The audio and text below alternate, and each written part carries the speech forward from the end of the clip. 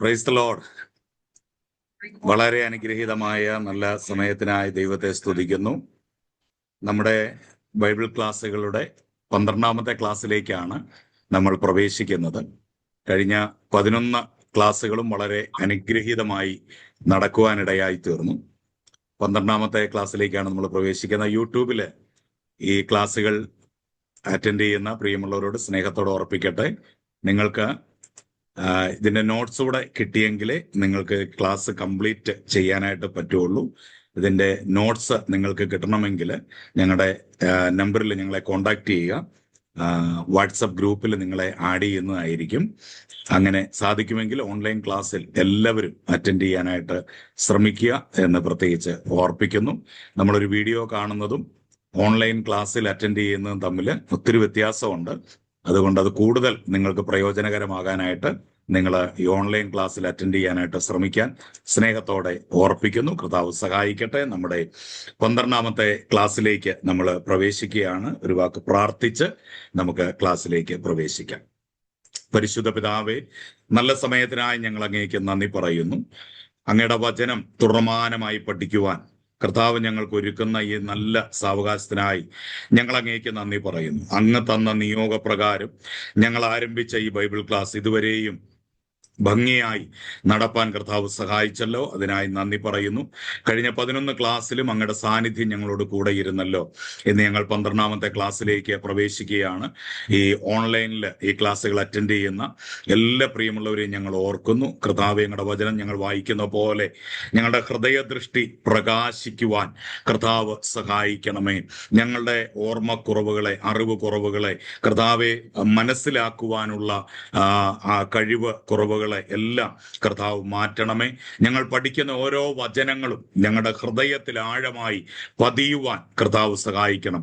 ഞങ്ങൾ കാതുകൊണ്ട് കേൾക്കുകയല്ല, ഞങ്ങളുടെ ഹൃദയം കൊണ്ട് അതിനെ സ്വീകരിപ്പാൻ കർത്താവ് സഹായിക്കേണ്ടതിനായി പ്രാർത്ഥിക്കുന്നു. അത് ഞങ്ങളുടെ പ്രായോഗിക ക്രിസ്തീയ ജീവിതത്തിന് അനുഗ്രഹത്തിന് കാരണമായി തീരാൻ കർത്താവ് ഇടവരുത്തേണ്ടതിനായി ഞങ്ങൾ അങ്ങയോട് പ്രാർത്ഥിക്കുന്നു. തിരുകൃപയിൽ മറയ്ക്കും ആദ്യയുടെ അവസാനം ഞങ്ങളുടെ സാന്നിധ്യത്തിൽ ഞങ്ങളെ പൊതിയും. നാഥൻ പ്രാർത്ഥന കേട്ടതിനായി സ്തോത്രം. യേശുവിൻ നാമത്തിൽ തന്നെ ആമേൻ, ആമേൻ, ആമേൻ, ആമേൻ. എല്ലാവർക്കും ഒരിക്കൽ കൂടി സ്നേഹവന്ദനങ്ങൾ അറിയിക്കുന്നു. ഓൺലൈനിൽ ജോയിൻ ചെയ്തിരിക്കുന്ന എല്ലാ പ്രിയമുള്ളവരെയും നന്ദിയോടെ ഓർക്കുന്നു.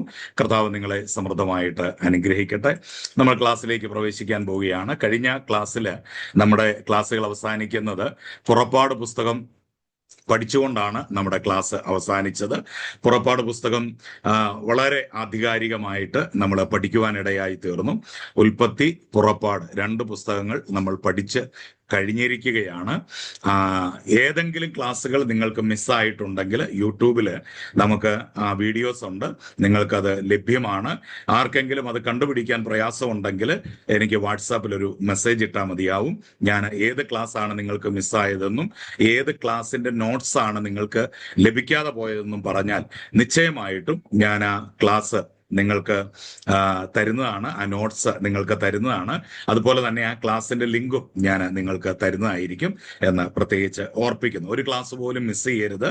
വളരെ അനുഗ്രഹിക്കപ്പെട്ട ക്ലാസ്സുകളാണ്. ഒരുപാട് ആളുകൾ മെസ്സേജുകൾ അയച്ച് കോളുകളിലൂടെ പറയുന്നുണ്ട്, ഇത്രയും മനോഹരമായ ഒരു ക്ലാസ് ഞങ്ങൾ ഇതിനു മുമ്പ് അറ്റൻഡ് ചെയ്തിട്ടില്ല എന്ന് പറയുന്നുണ്ട്. അതുകൊണ്ട് നിശ്ചയമായിട്ട് ഒരു ക്ലാസ് പോലും നിങ്ങൾ മിസ് ചെയ്യരുതെന്ന് ഞാൻ സ്നേഹത്തോടെ ഓർപ്പിക്കുകയാണ്. ഇത് ദൈവം തന്ന ഒരു അനുസരിച്ചാണ് നമ്മൾ ഈ ക്ലാസ്സുകൾ മുൻപോട്ട് കൊണ്ടുപോയിക്കൊണ്ടിരിക്കുന്നത്. അതുകൊണ്ട് ഇത് അനേകർക്ക് പ്രയോജനകരമാകണം, അനേകർ വിടുവിക്കപ്പെടണം, അനേകർ ദൈവത്തിന്റെ വചനം പഠിക്കണം. അതിനുവേണ്ടിയാണ് വ്യത്യസ്ത മതസ്ഥരായ ആളുകൾ ഈ യൂട്യൂബിലൂടെ ഈ വീഡിയോ കാണുന്നുണ്ട്. അവരുടെ അഭിപ്രായങ്ങൾ അവർ പറയുന്നുണ്ട്. അതുപോലെ തന്നെ പല ക്രിസ്ത്യൻ വിഭാഗങ്ങളിൽപ്പെട്ട ആളുകളും പല വ്യത്യസ്തരായ വിഭാഗങ്ങളിൽപ്പെട്ട ആളുകളും ഈ ക്ലാസ് ഫോളോ ചെയ്യുന്നുണ്ട്. അവര് നോട്ട്സ് എന്നോട് ചോദിക്കാറുണ്ട്, ഞാനത് അവർക്ക് കൊടുക്കുന്നുമുണ്ട്. അതുകൊണ്ട് നിശ്ചയമായും എല്ലാവരും ദൈവത്തിന്റെ വചനം പഠിക്കണം എന്ന ലക്ഷ്യത്തോടെയാണ് നമ്മൾ ഈ ക്ലാസ്സുകൾ മുൻപോട്ട് കൊണ്ടുപോയിക്കൊണ്ടിരിക്കുന്നത്. അതുകൊണ്ട് എല്ലാവരും വചനം പഠിക്കാൻ ഉത്സാഹം കാണിക്കാൻ സ്നേഹത്തോടെ ഓർപ്പിക്കുന്നു. ദൈവം സഹായിക്കട്ടെ. നമുക്ക് ക്ലാസ്സിലേക്ക് പ്രവേശിക്കാം. 12ാമത്തെ ക്ലാസ്സിലേക്കാണ് ഇന്ന് നമ്മൾ പ്രവേശിക്കുന്നത്. ഇന്ന് നമ്മൾ ബൈബിളിലെ 3ാമത്തെ പുസ്തകം, അതായത് പഞ്ചഗ്രന്ഥങ്ങൾ എന്നറിയപ്പെടുന്ന മോശ എഴുതിയ 5 പുസ്തകങ്ങളാണ് നമുക്ക് ലഭിച്ചിട്ടുള്ളത്. പഞ്ചഗ്രന്ഥങ്ങൾ എന്നാണ് അതിനെ വിളിക്കുന്നത്. പഞ്ചഗ്രന്ഥി അല്ലെങ്കിൽ പഞ്ചഗ്രന്ഥങ്ങൾ എന്നൊക്കെയാണ് അതിന് പേര് വിളിക്കാറുള്ളത്. അത് മോശയാൽ വിരചിതമായ 5 പുസ്തകങ്ങളാണ്. അതിൽ 2 പുസ്തകങ്ങൾ, ഉൽപ്പത്തി, പുറപ്പാട്, നമ്മൾ പഠിച്ചു കഴിഞ്ഞു. ഇന്ന് നമ്മൾ പഠിക്കാൻ പോകുന്നത് അതിലെ പഞ്ചഗ്രന്ഥത്തിലെ 3-ാം പുസ്തകമായ, അല്ലെങ്കിൽ ബൈബിളിലെ തന്നെ 3-ാം പുസ്തകമായ ലേവ്യ പുസ്തകത്തെ കുറിച്ചാണ് നമ്മൾ ഇന്ന് പഠിക്കുവാനായിട്ട് പോകുന്നത്. ലേവ്യ പുസ്തകത്തിലേക്ക് നമ്മൾ വരുമ്പോൾ നമ്മൾ അറിയേണ്ട ഏറ്റവും പ്രധാനപ്പെട്ട ഒരു കാര്യം, ഇതിന്റെ മുഴുവൻ കണ്ടന്റ് നമ്മളൊന്ന് എടുത്ത് പഠിച്ചു നോക്കിയാൽ ലേവ്യ പുസ്തകത്തിന്റെ മുഴുവൻ സത്ത എന്താണ് എന്ന് ചോദിച്ചാൽ ദൈവത്തിന്റെ വിശുദ്ധി. ഇതിനെക്കുറിച്ചാണ് ലേവ്യ പുസ്തകം നമ്മളെ ആഴമായി പഠിപ്പിക്കുന്നത്. ദൈവത്തിന്റെ വിശുദ്ധിയെക്കുറിച്ചാണ് ലേവ്യ പുസ്തകം നമ്മളെ പഠിപ്പിക്കുന്നത്. സത്യത്തില് പഠിക്കാൻ ഏറ്റവും പ്രയാസമുള്ള പുസ്തകങ്ങളിൽ ഒന്നാണ് ലേവ്യ പുസ്തകം. ഇതിൽ പഠിക്കാൻ ബുദ്ധിമുട്ടുള്ളതാണ് എന്ന് പറഞ്ഞതുകൊണ്ട് നിങ്ങൾ പഠിക്കാനായിട്ട് അലസത കാണിക്കരുത്, ബുദ്ധിമുട്ട് കാണിക്കരുത്. അതിന് ഏറ്റവും ലഘൂകരിച്ചാണ് നിങ്ങൾക്ക് ക്ലാസ്സുകളായിട്ട് തരുന്നത്. സാധാരണ ബൈബിളിലെ മറ്റു പുസ്തകങ്ങളെ അപേക്ഷിച്ച് ലേവ്യ പുസ്തകം ഒരല്പം ടഫായിട്ടുള്ള പുസ്തകമാണ് എന്നുള്ള കാര്യം മാത്രം നമ്മൾ മനസ്സിലാക്കുക. ഇതിൽ നിന്ന് ഹൃദയത്തിന് എന്തെങ്കിലും കിട്ടുക എന്ന് പറയുന്നത് പ്രയാസമുള്ള കാര്യമാണ്. എന്നാൽ ഇതും ദൈവത്തിന്റെ വചനമാണ്. അതുകൊണ്ട് ഇതിൽ നിന്ന് ദൈവത്തിന് നമ്മിലേക്ക് ചിലത് പറഞ്ഞു തരാൻ, കാണിച്ചു തരാൻ ദൈവത്തിന് താല്പര്യമുണ്ട്. ദൈവത്തിന്റെ വിശുദ്ധിയെക്കുറിച്ച് പറയുന്ന പുസ്തകമാണ് ലേവ്യ പുസ്തകം. നിങ്ങൾ ലേവ്യ പുസ്തകത്തെ സമീപിക്കുമ്പോൾ, ലേവ്യ പുസ്തകം നിങ്ങൾ പഠിക്കുമ്പോൾ, ലേവ്യ പുസ്തകം നിങ്ങൾ വായിക്കുമ്പോൾ നിങ്ങൾ മനസ്സിലാക്കേണ്ട ഏറ്റവും പ്രധാനപ്പെട്ട കാര്യമാണ് ദൈവത്തിന്റെ വിശുദ്ധിയെക്കുറിച്ച് പറയുന്ന ഒരു പുസ്തകമാണ് ലേവ്യ പുസ്തകം എന്നുള്ള കാര്യം നിങ്ങളുടെ മനസ്സിലിരിക്കണം. ഇതില് ഉടനീളം പ്രധാനപ്പെട്ട വിഷയം വിശുദ്ധിയാണ്. ഒട്ടേറെ വിശ്വാസികളും ഭയപ്പെടുന്ന ഒരു പദമാണ് വിശുദ്ധി. എന്നാൽ നാം ദൈവവചനത്തിന്റെ നിലവാരം ധൈര്യത്തോടെ പ്രസ്താവിക്കേണ്ടിയിരിക്കുന്നു.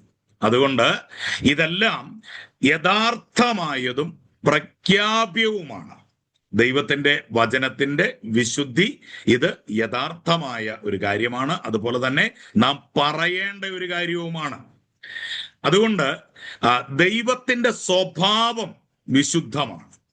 ദൈവവചനം നമ്മൾ വായിക്കുന്നുണ്ട്, ഞാൻ വിശുദ്ധനാകയാൽ നിങ്ങളും വിശുദ്ധരായിരിക്കും. അപ്പോൾ ദൈവത്തിന്റെ സ്വഭാവമാണ് വിശുദ്ധി എന്ന് പറയുന്നത്. നമുക്ക് ദൈവം തന്നിരിക്കുന്ന ദൈവത്തിന്റെ ആത്മാവ്, അതിനെ വിളിക്കുന്ന പേരെന്താണ്? പരിശുദ്ധാത്മാവെന്ന്, അല്ലെ? പരിശുദ്ധിയുടെ ആത്മാവാണ്. ദൈവം പരിശുദ്ധനാണ്, യേശു പരിശുദ്ധനായിരുന്നു. നമ്മുടെ മേൽ പകരപ്പെട്ട ആത്മാവും പരിശുദ്ധമാണ്. അപ്പോൾ തന്നെ ദൈവിക വിശുദ്ധിയുടെ പ്രാധാന്യം നമുക്ക് മനസ്സിലാക്കാനായിട്ട് സാധിക്കുന്നുണ്ട്.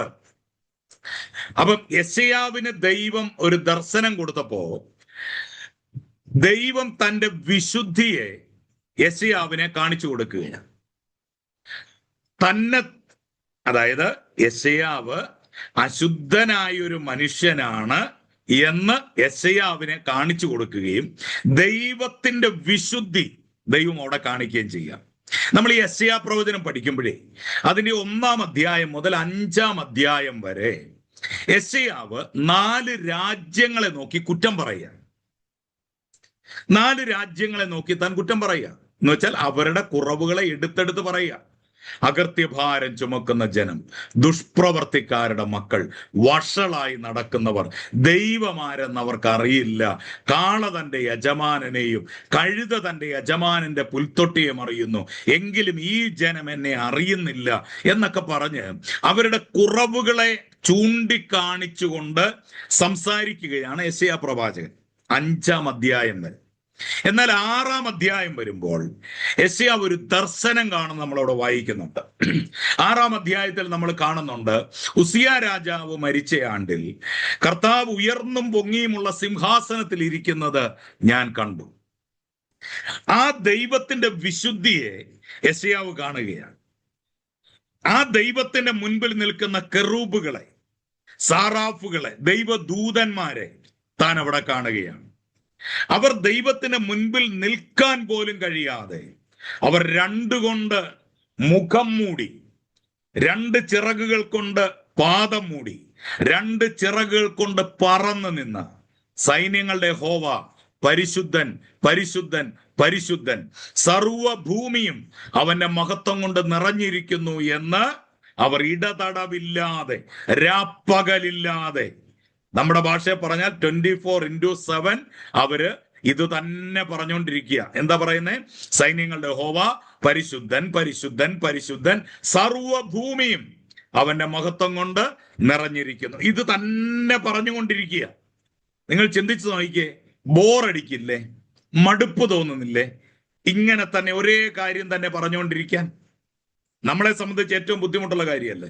നമ്മൾ ദൈവസ്ഥാനിൽ കടന്നു വന്ന് ആദ്യം പറഞ്ഞു തുടങ്ങുന്ന കർത്താവേ സ്തോത്രം എന്നും പറഞ്ഞ് നമ്മൾ തുടങ്ങി.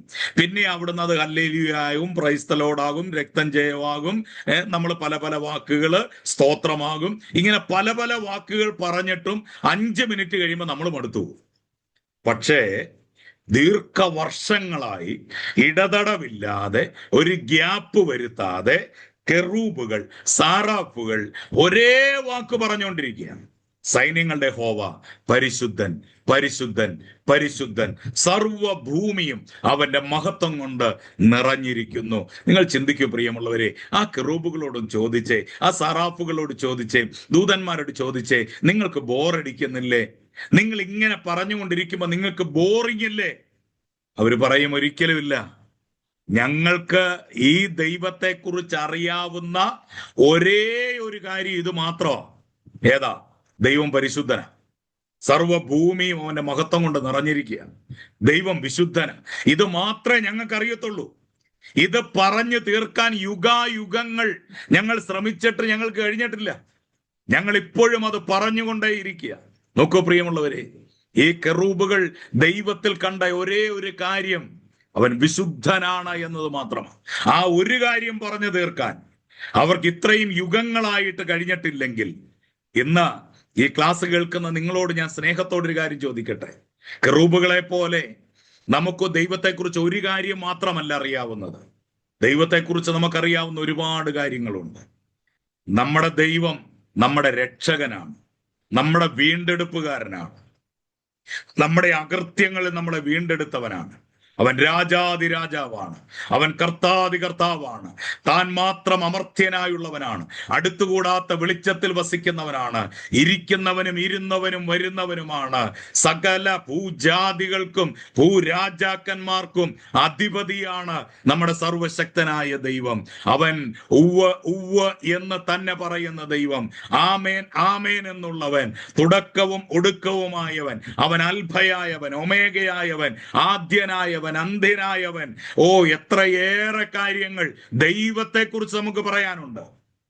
നിങ്ങൾ നോക്കൂ, ഒറ്റ കാര്യം പറഞ്ഞു തീർക്കാൻ യുഗങ്ങളായിട്ട് ഈ ദൂതന്മാർക്ക് കഴിഞ്ഞിട്ടില്ലെങ്കിൽ, മാലാഖമാർക്ക് കഴിഞ്ഞിട്ടില്ലെങ്കിൽ, ആയിരക്കണക്കിന് കാര്യങ്ങൾ പറയാനുള്ള നമ്മൾ എന്തേ മടിച്ചു നിൽക്കുന്നു? ഒറ്റ കാര്യമുള്ളൂ, ദൈവത്തെ നാം അറിയേണ്ടതുപോലെ അറിയുന്നില്ല എന്നുള്ളതാണ് ഏറ്റവും പരാജയകരമായ കാര്യം. ഇങ്ങനെ കെറൂബുകൾ ദൈവത്തെക്കുറിച്ച് പറഞ്ഞുകൊണ്ടിരിക്കുമ്പോൾ യെശയ്യാവിനെ നോക്കൂ, 4 രാജ്യങ്ങളെ നോക്കി 5 അധ്യായങ്ങളിൽ കുറ്റം പറഞ്ഞിട്ട് 6-ാം അധ്യായത്തിലേക്ക് വന്ന് ഈ കാഴ്ച കണ്ടുകൊണ്ടിരിക്കുമ്പോൾ യെശയ്യാവ് ഒരു വാക്ക് പറഞ്ഞു. യെശയ്യാവ് പറഞ്ഞത് ഇങ്ങനെയാ: അയ്യോ, ഞാൻ നശിച്ചു, ഞാൻ ദുഷിച്ച അധരങ്ങളുള്ള ഒരു മനുഷ്യൻ, എന്റെ നാവിനെ ഒന്ന് ശുദ്ധീകരിക്കണമേ. പ്രിയരെ, യെശയ്യാവിനോട് നമുക്കൊരു ചോദ്യം ചോദിക്കാം. യെശയ്യാവേ, ഈ നാവ് വെച്ചുകൊണ്ടല്ലേ നീ ഈ 4 രാജ്യങ്ങളെ കുറ്റം പറഞ്ഞത്? യെശയ്യാവ് പറയും, അതെ. പക്ഷേ അവരെ വെച്ച് ഞാൻ തുലനം ചെയ്തപ്പോൾ അവരെക്കാൾ ഞാൻ നല്ലവനാണെന്ന് എനിക്ക് തോന്നി. പക്ഷേ യഥാർത്ഥ വിശുദ്ധിയായ ദൈവത്തിന്റെ വിശുദ്ധിയെ കണ്ടപ്പോ ഒരു കാര്യം എനിക്ക് മനസ്സിലായി: ഞാനൊരു നശിച്ച മനുഷ്യനാണ്, ഞാൻ ദുഷിച്ച അധരങ്ങളുള്ള ഒരു മനുഷ്യനാണ്, പാപം നിറഞ്ഞ ജനത്തിന്റെ ഇടയിൽ വസിക്കുന്ന ഒരു മനുഷ്യനാണ്. എന്റെ നാവിനൊരു ശുദ്ധീകരണം ആവശ്യമാണ്. അതെപ്പോഴാണ് ഞാൻ തിരിച്ചറിഞ്ഞത്? യഥാർത്ഥ വിശുദ്ധിയെ ദർശിച്ചപ്പോഴാണ്. ഇന്ന് പ്രിയപ്പെട്ടവരെ, ഞാൻ നിങ്ങളുടെ സ്നേഹത്തോടൊരു കാര്യം പറയാം. നിങ്ങൾക്ക് മറ്റുള്ളവരുടെ കുറവുകളെ കണ്ടുപിടിക്കുന്നതിൽ ഒരു വ്യഗ്രതയുണ്ടോ? മറ്റുള്ളവരുടെ തെറ്റുകൾ ചൂണ്ടിക്കാണിക്കുന്നതിൽ നിങ്ങൾ ഉത്സാഹമുള്ളവരാണോ? നിങ്ങൾക്ക് തെറ്റിപ്പോയി. നിങ്ങൾ അവരുടെ കുറവുകളെ അല്ല നോക്കേണ്ടത്, വിശുദ്ധനായ ദൈവത്തിലേക്ക് നോക്കണം. വിശുദ്ധനായ ദൈവത്തിലേക്ക് നോക്കുമ്പോൾ ഈ പറയുന്ന എന്നിലെ അശുദ്ധിയെ ഞാൻ തിരിച്ചറിയും. അപ്പോൾ ഒരു കാര്യം എനിക്ക് മനസ്സിലാകും, ഞാൻ യോഗ്യനല്ല മറ്റൊരാളെ കുറ്റം പറയാൻ, മറ്റൊരാളുടെ കുറവുകൾ കണ്ടുപിടിക്കാൻ, മറ്റൊരാൾക്കെതിരെ അപവാദം പറയാൻ ഞാൻ യോഗ്യനല്ല. കാരണം ഞാനാണ് ഏറ്റവും വലിയ പാപി. അപ്പോസ്തലനായ പൗലോസ് പറഞ്ഞതുപോലെ ആ പാപികളിൽ ഞാനാണ് ഒന്നാമൻ. ഒരു ജഡവുമില്ലാതെ സകല മനുഷ്യരും പാപികളാണ് എന്ന് ബൈബിൾ നമ്മളെ പഠിപ്പിക്കുന്നു. പാപിയായി ഒരുവന് മറ്റൊരാളുടെ പാപത്തെ ചൂണ്ടിക്കാണിക്കാൻ അനുവാദമില്ല. പാപം ചൂണ്ടിക്കാണിക്കാൻ അനുവാദം ഒരേ ഒരുവന് മാത്രമേ ഉള്ളൂ. പാപമില്ലാത്ത വിശുദ്ധനായ നിഷ്കളങ്കനായവന് മാത്രമേ അതിനുള്ള അധികാരമുള്ളൂ. കുറ്റം പറയുന്ന ഒരുത്തന് മറ്റൊരാൾ കുറ്റം പറഞ്ഞു എന്ന് പരാതിപ്പെടാൻ കഴിയില്ല. ദൈവം ആരുടെയും കുറ്റം പറയുന്ന ദൈവമല്ല. മറ്റൊരാളുടെ കുറവുകൾ നോക്കി പിന്നാലെ നടക്കുന്നയാളല്ല. ഇന്ന് സോഷ്യൽ മീഡിയ തുറന്നാൽ ഇതേ കാണാനുള്ളൂ, പ്രത്യേകിച്ച് ഫേസ്ബുക്ക്. ഞാൻ നിങ്ങളോട് സ്നേഹത്തോടെ ഓർപ്പിക്കുക, കഴിയുമെങ്കിൽ ഫേസ്ബുക്ക് ഉപേക്ഷിക്കണം. കാരണം മുഴുവൻ വിമർശനങ്ങൾ, ഒരാൾ ഇത് പറഞ്ഞു, ഒരാൾ അത് പറഞ്ഞു, ഇത് മുഴുവൻ നമ്മുടെ ബ്രെയിനിലേക്ക് അടിച്ചു കയറ്റി അവസാനം നമ്മളൊരു നിഗമനത്തിലെത്തും, ഇവന്മാരെല്ലാം കള്ളന്മാരാ, യവന്മാരെല്ലാം മോശക്കാരാ. ഇത് പിശാചിന്റെ വലിയൊരു തന്ത്രമാണ്. മറ്റൊരുവന്റെ കുറവ് ചൂണ്ടിക്കാണിക്കാൻ, മറ്റൊരുവന്റെ കുറ്റത്തെ പറഞ്ഞുകൊണ്ട് നടക്കാൻ ദൈവം ആർക്കും അനുവാദം തന്നിട്ടില്ല. വചനം പറയുന്ന ഒരുവന് നേരെ ഒരുവൻ ഞരങ്ങുക പോലും അരുത്. മറ്റൊരു വചനം പറയുന്നു, സംശയ വിചാരങ്ങളെ വിധിക്കരുത്. ഇതെല്ലാം ദൈവത്തിന്റെ വചനം പറയുന്ന കാര്യമാണ്. പ്രിയരെ, നമുക്ക് മറ്റൊരാളെ വിമർശിക്കാനോ കുറ്റം പറയാനോ അവൻ കൊള്ളില്ലെന്ന് പറയാനോ നമുക്ക് ദൈവം അധികാരം തന്നിട്ടില്ല. കാരണം നമ്മൾ കേവലം മനുഷ്യര് മാത്രമാണ്. പാപ സ്വഭാവമുള്ള ജഡത്തിൽ വസിക്കുന്ന ഒരു സാധാരണ മനുഷ്യൻ മാത്രമാണ് നമ്മൾ. നമുക്ക് ഒരാളെയും കുറ്റം വിധിക്കാനുള്ള അനുവാദമില്ല. വചനം പറയുന്നു, വിധിക്കുന്നവൻ ദൈവം വിധിക്കേണ്ടത്. വിധിക്കാൻ യോഗ്യത അവന് മാത്രമേ ഉള്ളൂ. വിധിക്കാൻ യോഗ്യനായ ഒരേ ഒരാൾ ദൈവം മാത്രമേ ഉള്ളൂ. അതുകൊണ്ട് ഒരു മനുഷ്യന്റെയും കുറ്റം ഇനി ഞാൻ പറയില്ല എന്ന് തീരുമാനമെടുക്കണം. ഇത് ദൈവത്തിന്റെ ശബ്ദം പുറപ്പെടുവിക്കാൻ ദൈവം ഉപയോഗിക്കുന്ന അവയവമാണ് എൻ്റെ നാവ്. ഈ നാവ് കൊണ്ട് ഞാൻ മറ്റൊരാളെ ശപിക്കില്ല. ഈ നാവ് കൊണ്ട് മറ്റൊരാളെ ഞാൻ കുറ്റം പറയില്ല. ഈ നാവ് കൊണ്ട് പരദൂഷണം ഞാൻ പറയില്ല എന്നൊരു തീരുമാനമെടുക്ക്. അപ്പോൾ മാത്രമാണ് നാവ് വിശുദ്ധമാകുന്നത്.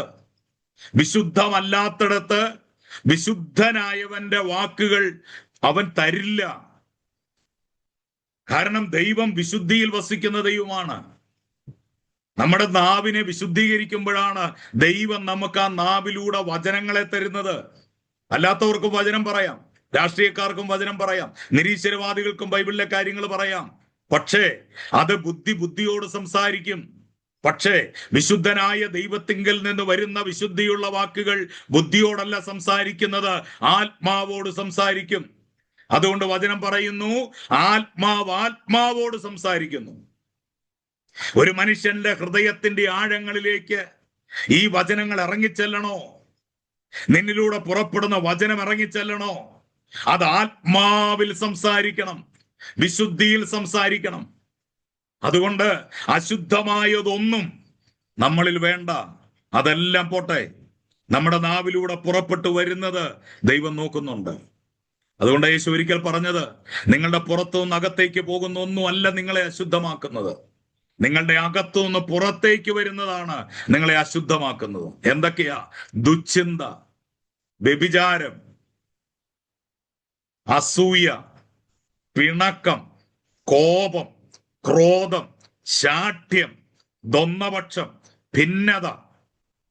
ഇതൊക്കെയാണ് നമ്മുടെ ഹൃദയത്തിന് അകത്തുനിന്ന് പുറത്തേക്ക് വരുന്ന ജഡീക ചിന്തകൾ, ജഡത്തിന്റെ പ്രവൃത്തികൾ, ഇവയെയാണ് നമ്മൾ ക്രമീകരിക്കേണ്ടത്.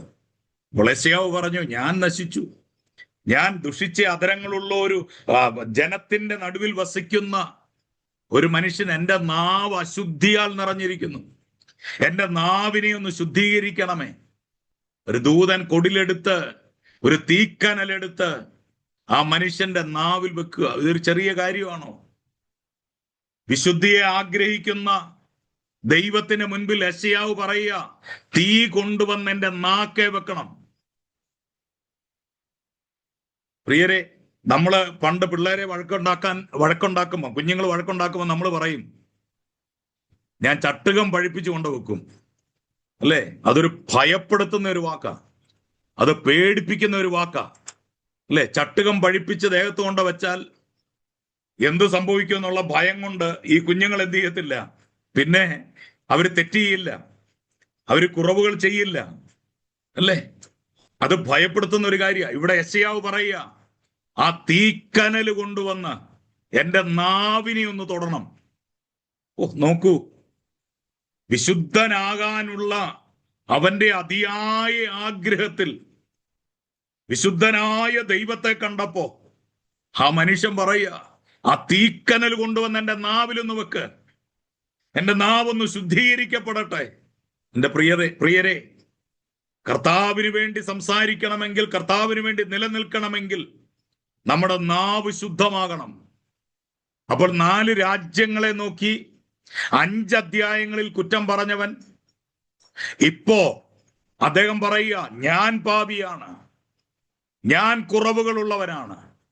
യെശയ്യാവേ, നിനക്കെങ്ങനെ മനസ്സിലായേ? ഞാൻ അശുദ്ധിയുള്ള മനുഷ്യരെ നോക്കിയപ്പോ അവരെക്കാൾ ഞാൻ മിടുക്കനാണെന്ന് എനിക്ക് തോന്നി. പക്ഷെ വിശുദ്ധനായ ദൈവത്തെ നോക്കിയപ്പോ എനിക്ക് മനസ്സിലായി, എൻ്റെ അശുദ്ധി എനിക്ക് ക്ലിയർ ആയിട്ട് മനസ്സിലായി. പ്രിയരെ, ഒരു മനുഷ്യന്റെ കുറ്റം പറയരുത്, ഒരു മനുഷ്യന്റെ പിന്നാലെ നടന്ന് അവരെ ബുദ്ധിമുട്ടിക്കരുത്. അത് പൈശാചികമാണ്. വെളിപ്പാട് 12 നമ്മൾ വായിക്കുന്നു, സകല വിശുദ്ധന്മാരെയും കുറ്റം ചുമത്തുന്ന അപവാദിയായ പിശാച്. ഇപ്പൊ കുറ്റം ചുമത്തുന്നവനാരാ? പിശാചാണ്, ദുരാത്മാവാണ്. കുറ്റം പറയുന്ന സ്വഭാവം ഉണ്ടോ? നിന്റെ അകത്ത് പിശാച, ഒരു സംശയവും വേണ്ട. ദൈവം ആരെയും കുറ്റം പറയത്തില്ല. കുറ്റം ഉള്ളവനെ പോലും ചേർത്ത് പിടിച്ചവനാ യേശു. കുഴപ്പമുള്ളവരെ പോലും ചേർത്ത് പിടിച്ചു. അതുകൊണ്ടാ വ്യഭിചാര കർമ്മത്തിൽ പിടിക്കപ്പെട്ട സ്ത്രീയോട് ചോദിച്ചത്, ആരും നിന്നെ എറിഞ്ഞില്ലല്ലേ? ഇല്ല, ഞാനും നിന്നെ എറിയുന്നില്ല. ഇവിടെ എറിയാൻ യോഗ്യതയുള്ളവൻ ഞാൻ മാത്രമാണ്. കാരണം യേശു പറഞ്ഞ സ്റ്റേറ്റ്മെന്റ് എന്താ? നിങ്ങളിൽ പാപമില്ലാത്തവൻ ഇവളെ കല്ലെറിയട്ടെ. അവിടെ നിൽക്കുന്ന മുഴുവൻ ആളുകളും കല്ലുകൾ താഴെയിട്ടു. പക്ഷെ കല്ലെറിയാൻ യോഗ്യതയുള്ള ഒരുവൻ മാത്രമേ ഉള്ളൂ, അത് യേശു മാത്രമാണ്. അതുകൊണ്ട് യേശു അവളോട് പറഞ്ഞ, ഞാനും നിന്നെ എറിയുന്നില്ല. എറിയാനാണെങ്കിൽ എനിക്കുണ്ട് അധികാരം, പക്ഷെ ഞാൻ എറിയുന്നില്ല. ഇനിമേൽ നീ അത് ചെയ്യരുത്. എത്ര സ്നേഹമുള്ള വാക്ക്!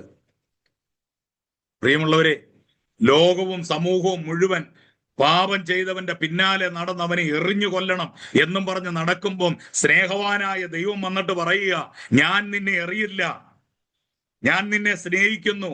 അതുകൊണ്ട് എന്ത് സംഭവിച്ചു? യേശുവിനെ അവൾ ഫോളോ ചെയ്തു. അവളുടെ ജീവിതത്തെ മടക്കി കൊടുത്ത, മരണത്തിൽ നിന്ന് അവളെ വിടുവിച്ച ആ നാഥന് വേണ്ടി അവൾ ജീവിച്ചു. യേശു അങ്ങനെയുള്ളവരെയാ സ്നേഹിക്കുന്നത്. അതുകൊണ്ട് ദൈവം കൈവിടാത്ത ഒരാളെ നമ്മളെന്തിനാണ് കൈവിടുന്നത്? നമ്മളെന്തിനാണ് കുറ്റം വിധിക്കുന്നത്? അതുകൊണ്ട് ഒരു മനുഷ്യന് നേരെ ഒരു മനുഷ്യൻ ഞരങ്ങ് പോലും ചെയ്യരുതെന്ന് ബൈബിൾ വ്യക്തമായിട്ട് നമ്മളെ പഠിപ്പിക്കുന്നു. അതുകൊണ്ട് യെശയ്യാവ് ദർശനത്തിൽ കണ്ടപ്പോ യെശയ്യാവിന് മനസ്സിലായി, അതിപരിശുദ്ധിയിൽ വസിക്കുന്ന ദൈവത്തിന്റെ മുൻപിൽ ഞാൻ ഒന്നുമല്ല, എന്റെ വിശുദ്ധി ഒന്നുമല്ല എന്ന് മനസ്സിലായി. ഒരിക്കൽ പത്രോസ് സ്വയം നീതിമാനായി നടിച്ചു നടന്നവൻ, അവൻ അവസാനം പറഞ്ഞു, കർത്താവേ, ഞാൻ പാപിയായ മനുഷ്യൻ, നീ എന്നെ വിട്ടു പോകണമേ എന്ന് പറഞ്ഞു. അപ്പോഴാണ് പത്രോസിന്റെ മാനസാന്തരം യഥാർത്ഥമായത്. അതുകൊണ്ട് പ്രിയമുള്ളവരെ, ദൈവത്തിന്റെ പരിശുദ്ധിയെ യെശയ്യാവ് കണ്ടപ്പോൾ യെശയ്യാവ് എന്ത് ചെയ്തു? അവൻ തന്നെത്താൻ അശുദ്ധനാണ് എന്നുള്ളത് അവന് മനസ്സിലായി. ഇനി നാം മനസ്സിലാക്കേണ്ട പ്രധാനപ്പെട്ട ഒരു കാര്യമുണ്ട്. വിശുദ്ധി എന്ന് പറയുന്നത് ആരോഗ്യം പോലെയാണ്. പൂർണ്ണ ആരോഗ്യമുള്ളവരായിരിക്കുന്നതിനെ കുറിച്ചുള്ള സന്ദേശം കേൾക്കുന്നത് നിങ്ങളിൽ എത്ര പേർ ഭയപ്പെടുന്നുണ്ട്? നല്ല ആരോഗ്യത്തെ നമ്മൾ ആരെങ്കിലും പേടിക്കുവോ? ആരോഗ്യമുണ്ട്, നമുക്ക് നല്ല ആരോഗ്യമുണ്ട് എന്ന് പറയുന്നത് നിങ്ങൾക്ക് ഭയം ഉണ്ടാക്കുന്ന കാര്യമാണോ? ഒരിക്കലും അല്ല. നമ്മുടെ ശരീരം ബലഹീനമാണ്, ഞാൻ രോഗിയാണ്, എനിക്ക് ആരോഗ്യമില്ല എന്ന് പറയാതിരിക്കണമേ എന്നല്ലേ നമ്മുടെ പ്രാർത്ഥന? അങ്ങനെ പറയാൻ ഒരു അവസ്ഥ എൻ്റെ ജീവിതത്തിൽ ഉണ്ടാകരുതേ എന്നല്ലേ നമ്മൾ ആഗ്രഹിക്കുന്നത്? അപ്പോ നമ്മൾ ഒരിക്കലും ഭയപ്പെടില്ല, നല്ല ആരോഗ്യത്തെ നമ്മൾ ഒരിക്കലും ഭയപ്പെടില്ല. അങ്ങനെയാണെങ്കിൽ നമ്മുടെ ആത്മാവിന്റെ പൂർണ്ണമായ വിശുദ്ധി, നമ്മുടെ ആത്മാവിന്റെ പൂർണ്ണമായ ആരോഗ്യത്തെ നാം എന്തിനു ഭയപ്പെടണം? നമ്മുടെ ആത്മാവിന്റെ പൂർണ്ണമായ ആരോഗ്യത്തിന്റെ പേരാണ് വിശുദ്ധി. നമ്മൾ അതിനെ എന്തിനു ഭയപ്പെടണം? വിശുദ്ധി എന്ന് പറയുമ്പോൾ ഭയപ്പെടേണ്ട കാര്യമില്ല, അത് ആത്മാവിന്റെ പൂർണ്ണമായ ആരോഗ്യമാണ് എന്നുള്ള കാര്യം നമ്മൾ മനസ്സിലാക്കണം. നമ്മുടെ ശരീരത്തിലെ ആരോഗ്യത്തെക്കാൾ വളരെ പ്രധാനപ്പെട്ട ഒരു കാര്യമല്ലേ അത്? പാപം രോഗം പോലെയാണ്. ലേവ്യ പുസ്തകത്തിൽ നാം അത് കാണുന്നുണ്ട്. ദൈവം ഇവിടെ വിശുദ്ധിയെ സംബന്ധിച്ചും ആരോഗ്യത്തെ സംബന്ധിച്ചുമുള്ള നിയമങ്ങൾ നൽകുകയാണ്. ഇത് രണ്ടും സമാനമായ കാര്യമാണ്. ഒന്ന് ആത്മാവിനെ സംബന്ധിച്ചും മറ്റേത് ശരീരത്തെ സംബന്ധിച്ചും. വിശുദ്ധി ആത്മാവിനെ സംബന്ധിക്കുന്നതും ആരോഗ്യം ശരീരത്തെ സംബന്ധിക്കുന്നതും. ശരീരത്തെ സംബന്ധിച്ചുള്ള വിശുദ്ധിയെയാണ് നാം ആരോഗ്യമെന്ന് വിളിക്കുന്നത്. ദേഹിയുടെയും ആത്മാവിന്റെയും ആരോഗ്യത്തെയാണ് നാം വിശുദ്ധി എന്ന് വിളിക്കുന്നത്. മനസ്സിലായോ?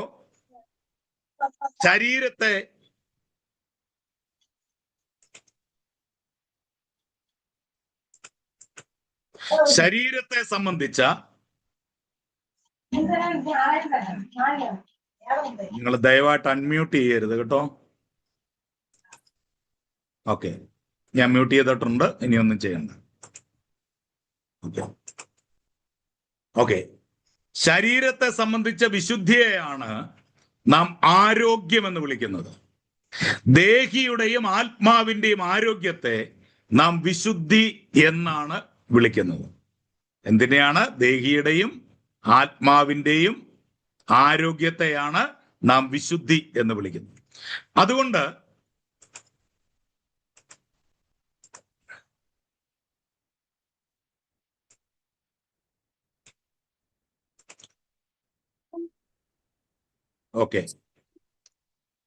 അതുകൊണ്ട് നാം വിശുദ്ധിയെക്കുറിച്ചുള്ള ഭയം ഒഴിവാക്കേണ്ടിയിരിക്കുന്നു. മാത്രമല്ല, നാം പൂർണ്ണ ആരോഗ്യത്തെക്കാൾ പൂർണ്ണ വിശുദ്ധിയാണ് വാഞ്ചിക്കേണ്ടത്. ആരോഗ്യം നമ്മളിൽ ഉണ്ടാകുന്നു എന്നതിനേക്കാൾ നമ്മൾ വിശുദ്ധിക്ക് വേണ്ടി വാഞ്ചിക്കണം.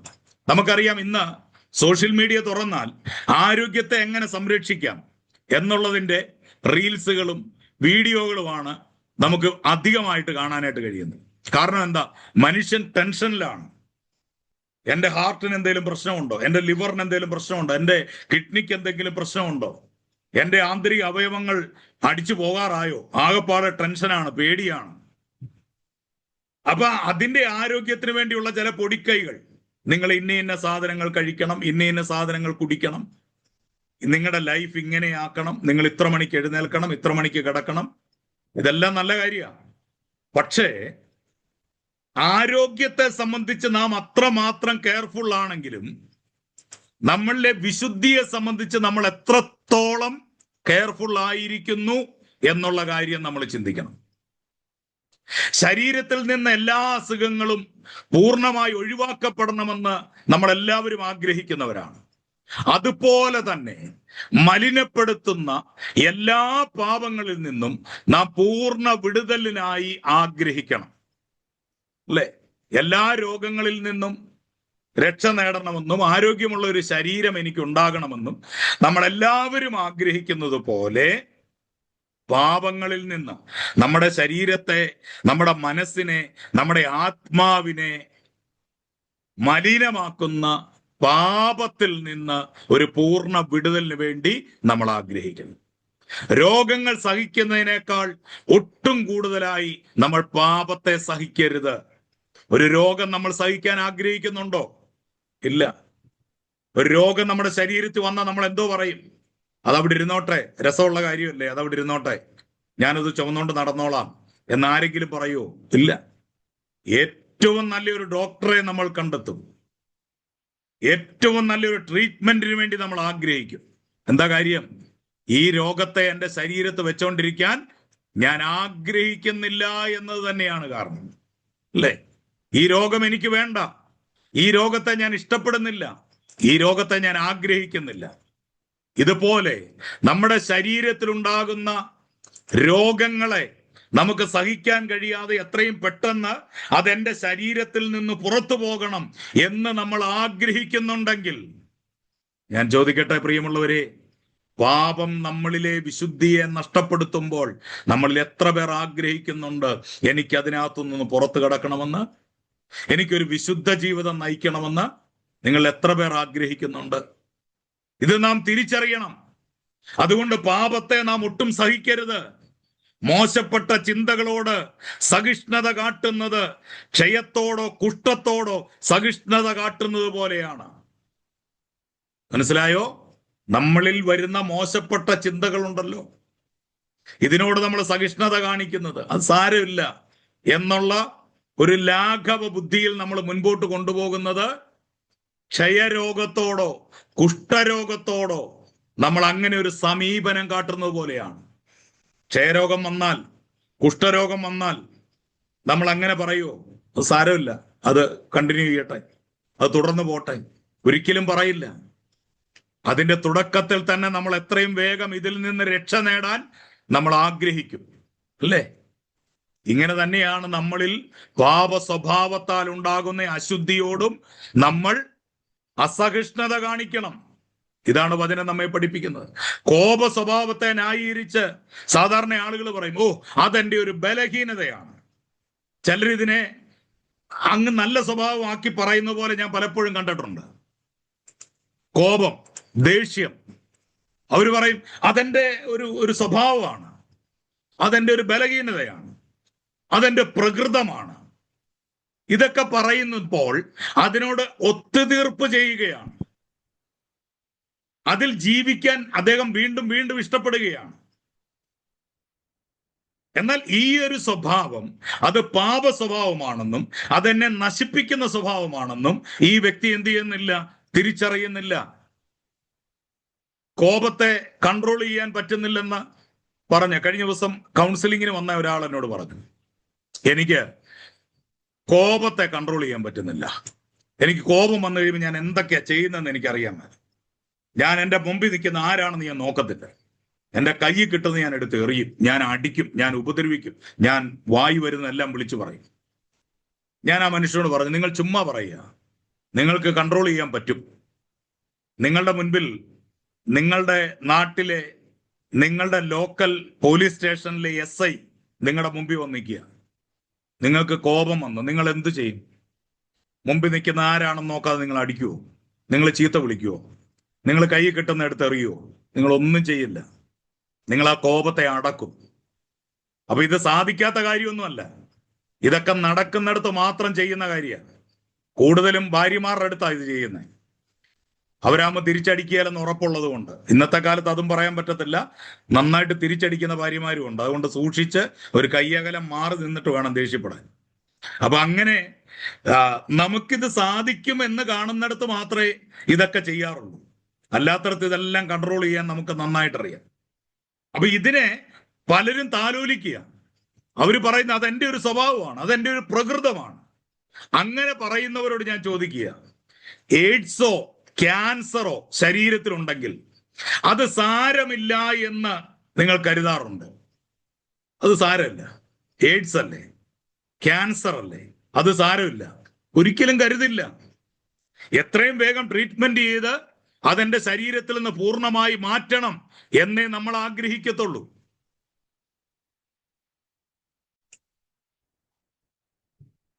ഓക്കെ, നമ്മുടെ ജീവിതത്തില് ഒരു പാപം വരുന്നത് രോഗം വരുന്നത് പോലെ കണക്കാക്കണം.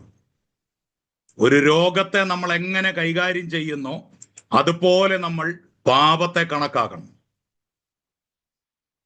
ഉദാഹരണത്തിന്, ഒരു കുഷ്ഠമോ അല്ലെങ്കിൽ അതിന് സമാനമായൊരു ത്വക്ക് രോഗമോ നമുക്ക് വന്നാൽ, കുഷ്ഠമോ അല്ലെങ്കിൽ അതിന് സമാനമായ ഒരു ത്വക്ക് രോഗമോ നമുക്ക് വന്നാൽ, അങ്ങനെയുള്ള വ്യക്തിയോട് എങ്ങനെ കർശനമായി പെരുമാറണമെന്ന് ദൈവം ഇസ്രായേൽ മക്കളോട് ലേവ്യ പുസ്തകത്തിൽ നിർദ്ദേശിക്കുന്നത് നമ്മൾ ശ്രദ്ധിക്കേണ്ട കാര്യമാണ്.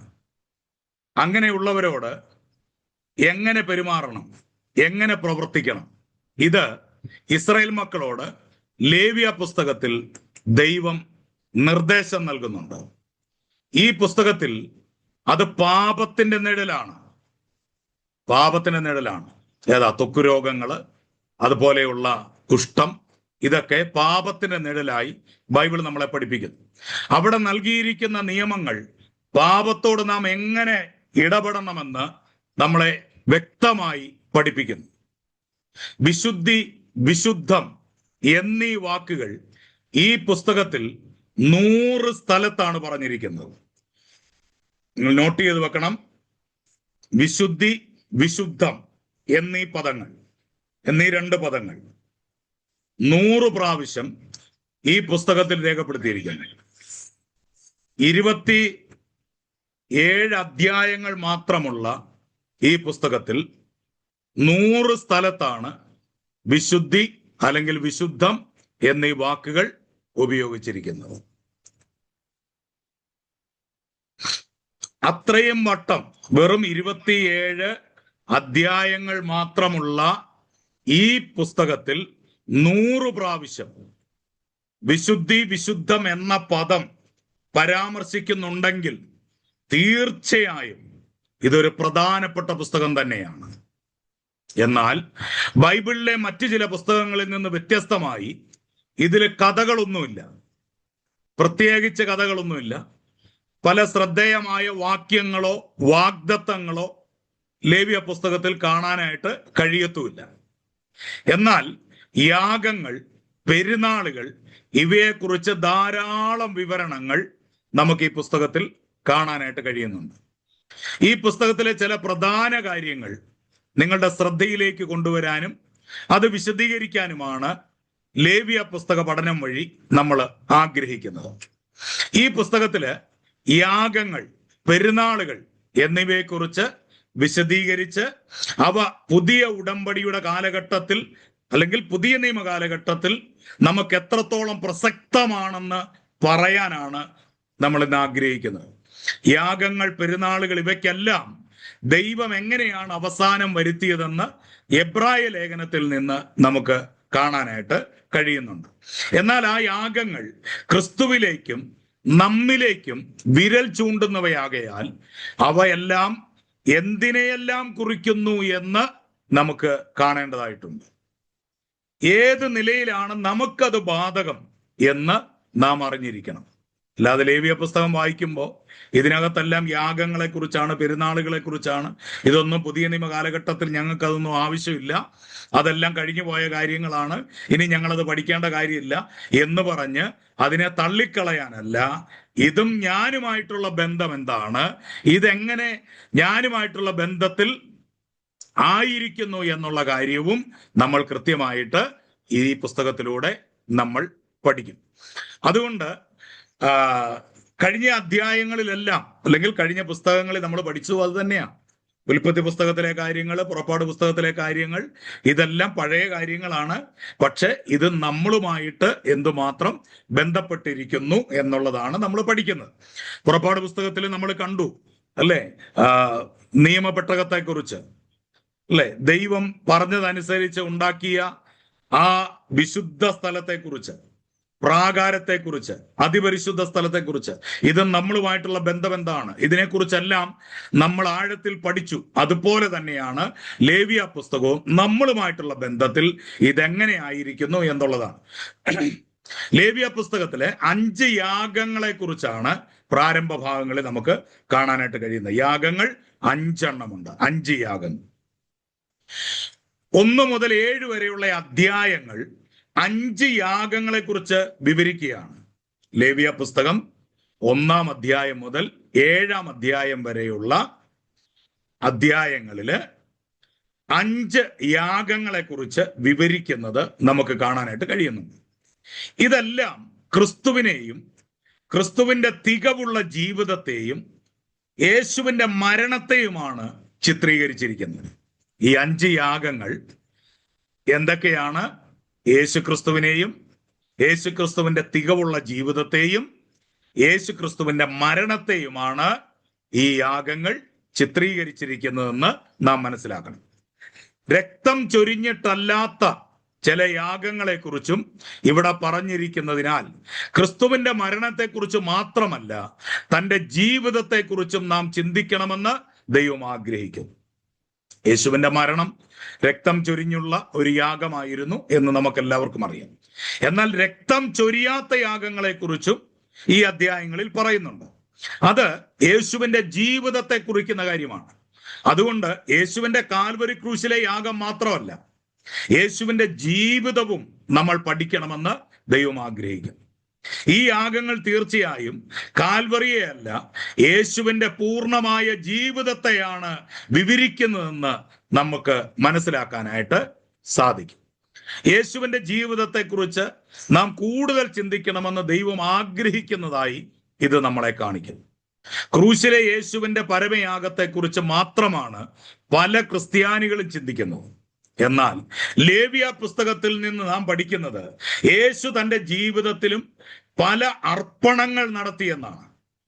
അവിടുന്ന് തൻ്റെ സ്വന്തം ഇഷ്ടവും സ്വയ ജീവനും മരണത്തിന് പകർന്നു കൊടുത്തുകൊണ്ട് ദിനംതോറും തൻ്റെ ജീവിതത്തെ പിതാവിന്റെ മുൻപിൽ അർപ്പിക്കുകയായിരുന്നു.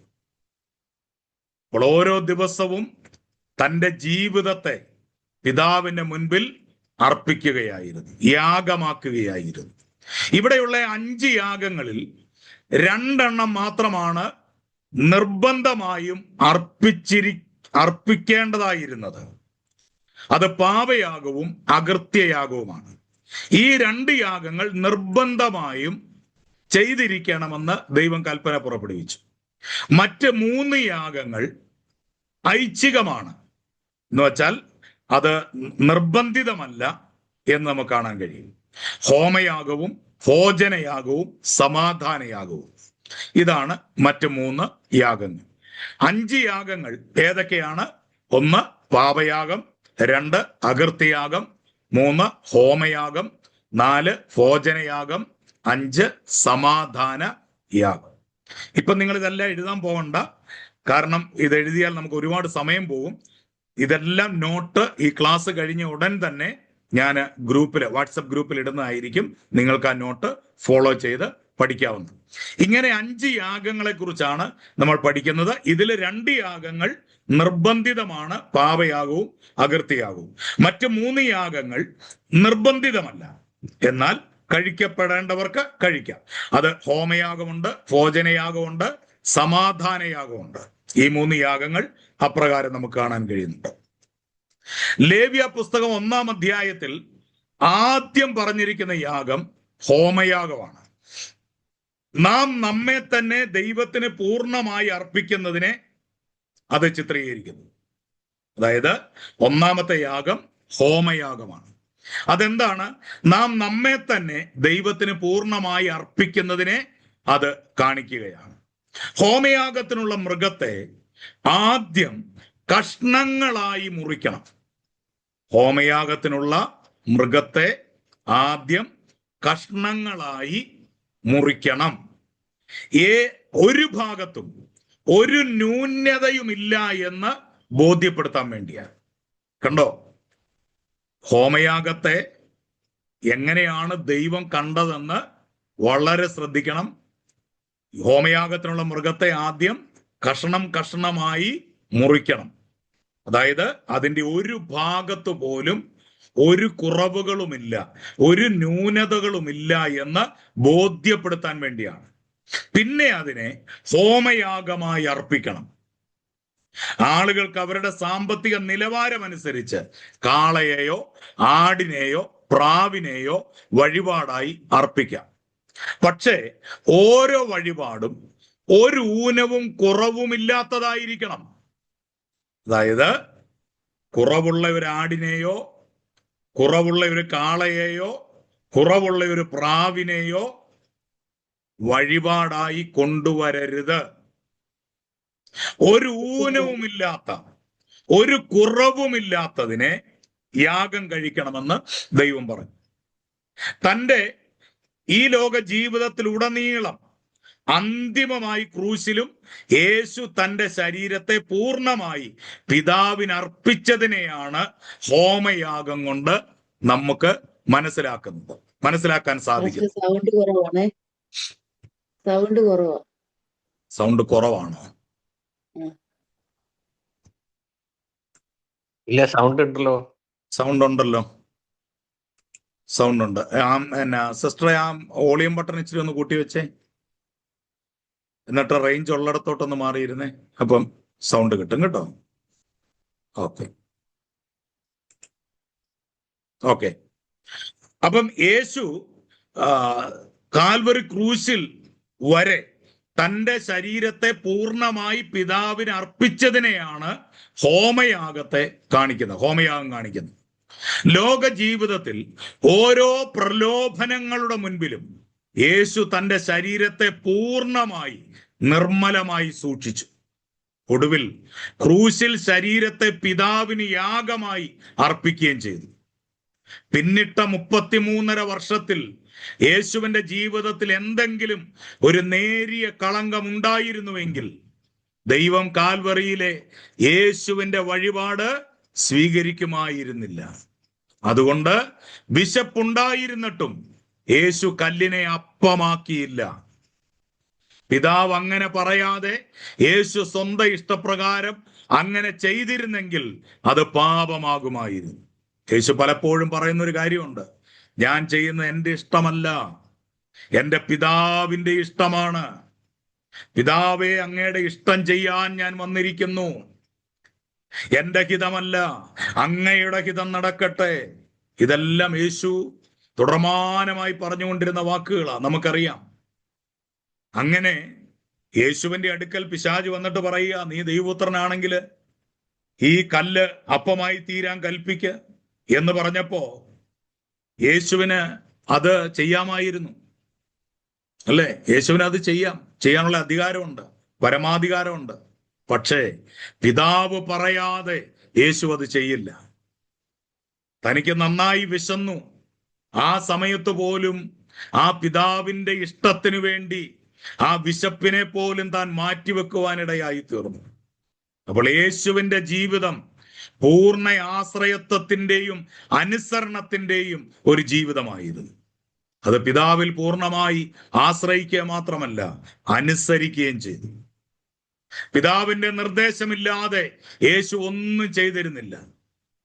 അത് വിശപ്പകറ്റുവാൻ കല്ലിനെ അപ്പമാക്കുന്നത് പോലെ നിരുപദ്രവമായ കാര്യങ്ങളാണെങ്കിൽ കൂടി യേശു അത് ചെയ്യാൻ തയ്യാറായില്ല. ന്യായമായും ചിന്തിക്കാം, ഞാനിതിനെ അപ്പമായി തീരാൻ കൽപ്പിച്ചാൽ എന്ത് കുഴപ്പമാണ് എനിക്ക് വരുന്നത്, ഒരു പ്രശ്നവും അതിലൂടെ വരില്ലല്ലോ എന്നൊക്കെ വേണമെങ്കിൽ യേശുവിന് ചിന്തിക്കാമായിരുന്നു. അതൊരു നിരുപദ്രവകരമായ കാര്യമല്ലേ എന്ന് യേശുവിന് ചിന്തിക്കാമായിരുന്നു. പക്ഷേ യേശു അങ്ങനെ പോലും ചിന്തിച്ചില്ല. പിതാവിന്റെ ഇഷ്ടമില്ലാതെ അതുപോലും ചെയ്യാൻ യേശു വിസമ്മതിച്ചു എന്നുള്ളതാണ്. അനുസരണത്തിന്റെ ഈ നിലയിലുള്ള നിലവാരത്തിലേക്കാണ് ദൈവം നമ്മളെ വിളിക്കുന്നത്. അതുകൊണ്ടാണ് യേശുവിന്റെ ജീവിതം അത്രയും വിജയകരമായത്. പിതാവ് തന്നിൽ എത്രയേറെ പ്രസാദിക്കുന്നതിനുള്ള കാരണവും മറ്റൊന്നായിരുന്നില്ല. മറ്റൊരു ഉദാഹരണം നമുക്ക് കാണാൻ കഴിയും. ലൂക്കോസിന്റെ സുവിശേഷം 4-ാം അധ്യായം 38 മുതൽ 42 വരെയുള്ള വാക്യങ്ങളിൽ ഒരു പട്ടണത്തിൽ വലിയൊരു ഉണർവ് നടക്കുന്നതായിട്ടാണ് നമ്മളവിടെ വായിക്കുന്നത്. പിറ്റേന്ന് രാവിലെ പുരുഷാരം യേശുവിനെ നിർബന്ധിച്ചത് അവിടെ തന്നെ താമസിക്കാനും ഉണർവ് യോഗങ്ങൾ തുടരാനുമാണ്. എന്നാൽ യേശു പറഞ്ഞത് അത് വേണ്ട എന്നാണ്. എന്തുകൊണ്ടാണ്?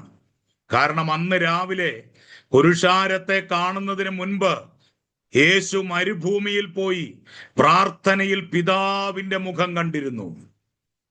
നോക്കൂ പ്രിയമുള്ളവരെ, മനുഷ്യന്റെ മുഖം കാണുന്നതിന് മുൻപ് യേശു പിതാവിന്റെ മുഖം കണ്ടു. അവിടെ നിന്ന് മറ്റൊരിടത്തേക്ക് പോകാനുള്ള നിർദ്ദേശം പിതാവിങ്കൽ നിന്ന് തനിക്ക് ലഭിച്ചു. അതുകൊണ്ട് തന്നെ യേശു പുരുഷാരത്തിന്റെ സമ്മർദ്ദങ്ങൾക്ക് വഴങ്ങിയില്ല. മറിച്ച് പിതാവ് തന്നോട് പറഞ്ഞതുപോലെ വേറിട്ട് മറ്റൊരു സ്ഥലത്തേക്ക് പോവുകയാണ്. ആ നിലയിലുള്ള ആ ഇടപെടലിനെയാണ്, ആ ദൈവിക ബന്ധത്തിലാണ് യേശു ജീവിച്ചത്. ആ പിതാവുമായിട്ടുള്ള അഭേദ്യമായ ബന്ധത്തിലാണ് യേശു ജീവിച്ചത്. ദേഷ്യപ്പെടുക, വൃത്തികെട്ട ചിന്തകളെ താലോലിക്കുക, അസൂയപ്പെടുക, കയ്പ് വെച്ചുകൊണ്ടിരിക്കുക, ഇവയെല്ലാം പാപമാണെന്ന് സാധാരണ നമുക്കറിയാം. ഇതെല്ലാം പാപങ്ങളാണ്, ഇതെല്ലാം ശരിയാണ്, ഇതെല്ലാം പാപങ്ങൾ തന്നെയാണ്. പക്ഷെ ഇത് മാത്രമാണ് പാപങ്ങളെന്നാണ് നമ്മൾ പലപ്പോഴും പഠിച്ചിരിക്കുന്നത്. പക്ഷേ ഈ പാപങ്ങളെല്ലാം നഴ്സറി ക്ലാസ് തലത്തിലുള്ളതാണ്. നഴ്സറി ക്ലാസ് തലത്തിലുള്ള പാപങ്ങളാണ്. നമ്മൾ വലിയ പാപമൊന്നും പറഞ്ഞു വെച്ചുകൊണ്ടിരിക്കുന്ന ഈ പാപങ്ങളൊക്കെ നഴ്സറി ക്ലാസ് തലത്തിലുള്ളതാണ്. ഡോക്ടറേറ്റ് അല്ലെങ്കിൽ PhD തലത്തിലുള്ള പാപങ്ങളെയാണ് യേശു കൈകാര്യം ചെയ്തിരുന്നത്. ദൈവം പറയാത്ത ഒരു സ്ഥലത്ത്, ദൈവം ആഗ്രഹിക്കാത്ത ഒരു സ്ഥലത്ത് പോയി ഒരു മീറ്റിംഗ് നടത്തുന്നത് പാപമാണെന്ന് നമ്മളിൽ എത്ര പേർക്കറിയാം? ദൈവം പറയാത്ത ഒരു സ്ഥലത്ത്, ദൈവം ആഗ്രഹിക്കാത്ത ഒരു സ്ഥലത്ത് പോയി മീറ്റിംഗ് നടത്തുക, അത് പാപമാണെന്ന് നമ്മളിൽ എത്ര പേർക്കറിയും? പക്ഷെ നമുക്ക് ഒരു രാത്രി കൊണ്ട് ആ ഡോക്ടറേറ്റ് നിലവാരത്തിൽ എത്തിച്ചേരാൻ കഴിയില്ല. ഒരു ക്ലാസ്സിൽ നിന്ന് അടുത്ത ക്ലാസ്സിലേക്ക് വർഷം തോറും ക്രമാനുഗതമായ ഒരു പുരോഗതിയാണ് നാം കരസ്ഥമാക്കേണ്ടത്. നാം പുരോഗമിക്കുമ്പോൾ നേരത്തെ പാപമെന്ന് കരുതാതിരുന്ന പലതും നമുക്ക് പാപമാണെന്ന് ബോധ്യപ്പെട്ടുകൊണ്ടിരിക്കും. പാപം അത് അത്യന്തം പാപമായി തീർന്നതുകൊണ്ട് എന്ന റോമാലേഖനം 7:13 നമ്മൾ വായിക്കുന്നുണ്ട്. നാം ആത്മീകമായി വളർന്നുകൊണ്ടിരിക്കുകയാണെന്ന് നമുക്ക് തീർച്ചയാക്കാൻ കഴിയും. അപ്പോൾ നാം യേശുവിന്റെ ജീവിതത്തെ നോക്കുമ്പോൾ അവിടുത്തെ കാൽവറി മരണത്തെക്കുറിച്ച് മാത്രമല്ല നാം ചിന്തിക്കേണ്ടത്. ഒരു ശരീരം നീ എനിക്ക് ഒരുക്കിയിരിക്കുന്നു, ദൈവമേ നിന്റെ ഇഷ്ടം ചെയ്യാൻ ഞാൻ വരുന്നു. എബ്രായ ലേഖനം 10-ാം 5-7 വാക്യങ്ങളിൽ നമ്മളത് വായിക്കും. ഇത് പറഞ്ഞ് യേശു പിതാവിന് സമർപ്പിച്ച തന്റെ മുഴു ജീവിതത്തെ കുറിച്ചുമാണ് നമ്മൾ പഠിക്കേണ്ടത്. കാൽവറി ക്രൂശിലെ യാഗത്തെ കുറിച്ച് മാത്രമല്ല, യേശുവിന്റെ 33.5 വയസ്സ് വരെയുള്ള ജീവിതത്തെ കുറിച്ച് നമ്മൾ ചിന്തിക്കണം. യേശു ഒരിക്കൽ പോലും തന്റെ ശരീരത്തിന്റെ സ്വന്തം ഇഷ്ടം യേശു ചെയ്തില്ല, മറിച്ച് പിതാവിന്റെ ഇഷ്ടം മാത്രം ചെയ്തു. ഇതാണ് ദൈവത്തിന് തന്നെത്താൻ ഹോമയാഗമായി അർപ്പിക്കുക എന്ന് പറയുന്നതിന്റെ അർത്ഥം. റോമാലേഖനം 12:1 പൗലോസ് നമ്മോട് ആവശ്യപ്പെടുന്നത് ഇത് തന്നെയാണ്. റോമാലേഖനം 12-ാം അധ്യായം 1-ാം വാക്യത്തിൽ നിങ്ങളുടെ ശരീരങ്ങളെ ജീവനും വിശുദ്ധിയുമുള്ള യാഗമായി അർപ്പിപ്പീൻ, ദൈവഹിതം ഇന്നതെന്ന് തെളിയിച്ചു കൊടുക്കേണ്ടതിന് കൃത്യമായി യേശു ചെയ്തതുപോലെ ഈ ഹോമയാഗം ദൈവത്തിന് അർപ്പിക്കണം. അത് പൂർണ്ണമായി ദഹിക്കപ്പെടുകയും വേണം. ബൈബിൾ പറയുന്നത് ഇത് ദൈവത്തിന് സൗരഭ്യവാസനയായ ദഹനയാഗമാണ് എന്നാണ്. ലേവ്യ പുസ്തകം 1-ാം അധ്യായം 17-ാം വാക്യത്തിൽ നമ്മളത് വായിക്കുന്നുണ്ട്. ദൈവത്തിന് സൗരഭ്യവാസനയായ ദഹനയാഗമാണ് ഹോമയാഗം. ലേവ്യ പുസ്തകം 1-ാം അധ്യായം 17-ാം വാക്യത്തിൽ നമ്മൾ വായിക്കും. ദൈവം വളരെ പ്രസാദിച്ച എന്തിനെയോ ആണ് ഇത് അർത്ഥമാക്കുന്നത്. ഇവൻ എൻ്റെ പ്രിയപുത്രൻ, ഇവനിൽ ഞാൻ പ്രസാദിച്ചിരിക്കുന്നു. ദൈവത്തെ പ്രസാദിപ്പിക്കുകയാണ് തന്റെ ജീവിത ലക്ഷ്യമെന്ന് പൗലോസും പറഞ്ഞിട്ടുണ്ട്. 2 കൊരിന്ത്യർ 5:9 നമ്മളത് വായിക്കുന്നു. നാം നമ്മുടെ ശരീരങ്ങളെ ദൈവത്തിനായി സമർപ്പിക്കുമ്പോൾ, കർത്താവേ എൻ്റെ ശരീരത്തെ മുഴുവനായി അവിടുത്തേക്ക് തരുന്നു എന്ന് പറയാൻ എളുപ്പമാണ്. എന്നാൽ അതിനെ കഷ്ണങ്ങളായി മുറിക്കുമ്പോൾ മാത്രമേ നാം പൂർണ്ണമായി നൽകിയോ എന്ന് പറയാൻ കഴിയൂ. അല്ലെങ്കിൽ നാം നമ്മെ തന്നെ വഞ്ചിക്കുന്നവരായിരിക്കും. അതിനെ അറുത്ത് ഹോമയാഗ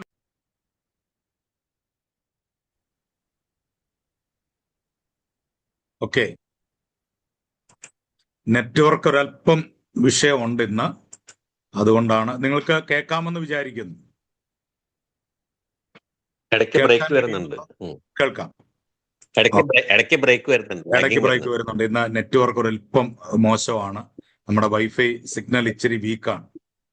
2 വൈഫൈ ഉണ്ട്, രണ്ടും ഇന്ന് ഇച്ചിരി വീക്കാണ് ഇവിടെ. അതാണ് പ്രശ്നം പറ്റിയത്. ഓക്കെ, കേൾക്കാമല്ലോ ഞാൻ പറയുന്നത്? കേൾക്കാം. Okay okay, thank you.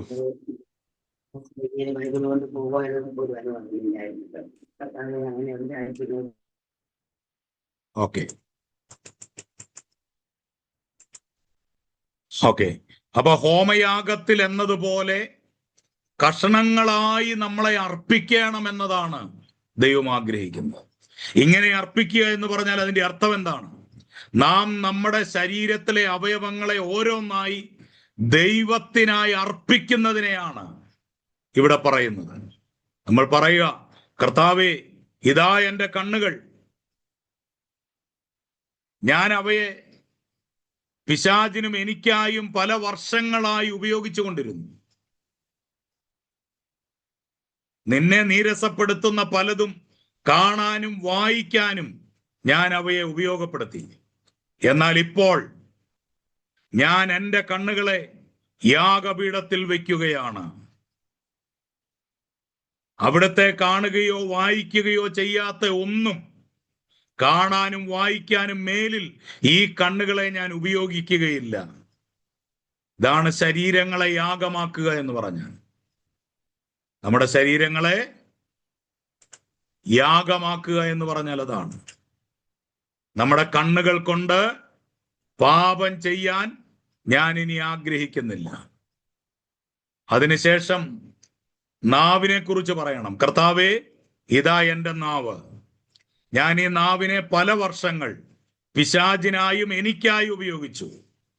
എൻ്റെ സ്വന്തം നേട്ടത്തിനായി കള്ളം പറയാനും ദേഷ്യപ്പെടാനും ആളുകളെ കുറിച്ച് അപവാദം പറയാനും നുണ പറയാനും കുറ്റപ്പെടുത്തുന്ന വാക്കുകൾ പറയാനും ഞാൻ ഉപയോഗിച്ചു.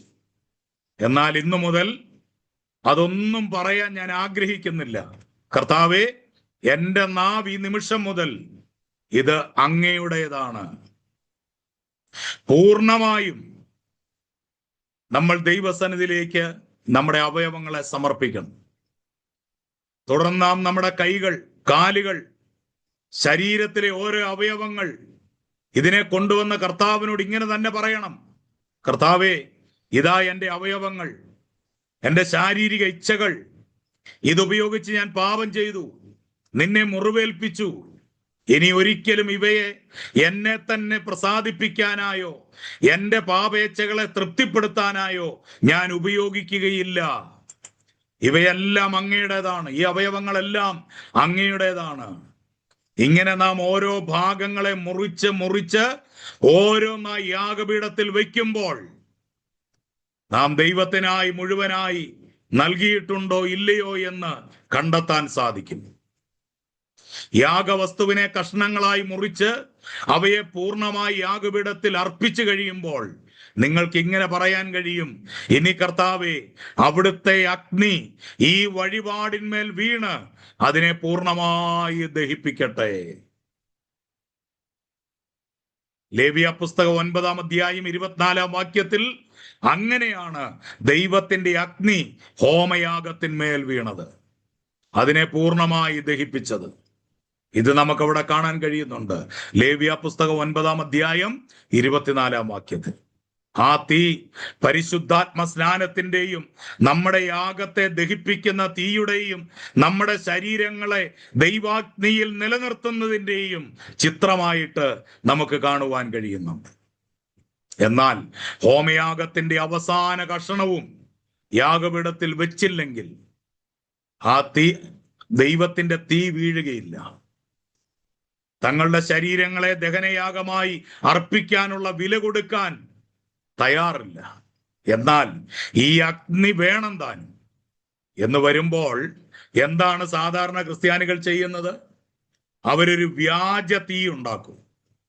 കാരണം ദൈവത്തിന്റെ തീ ഇറങ്ങണമെങ്കിൽ പൂർണ്ണമായി അർപ്പിക്കണം, അവസാന കഷണം വരെ യാഗപീഠത്തിന്മേലെത്തണം.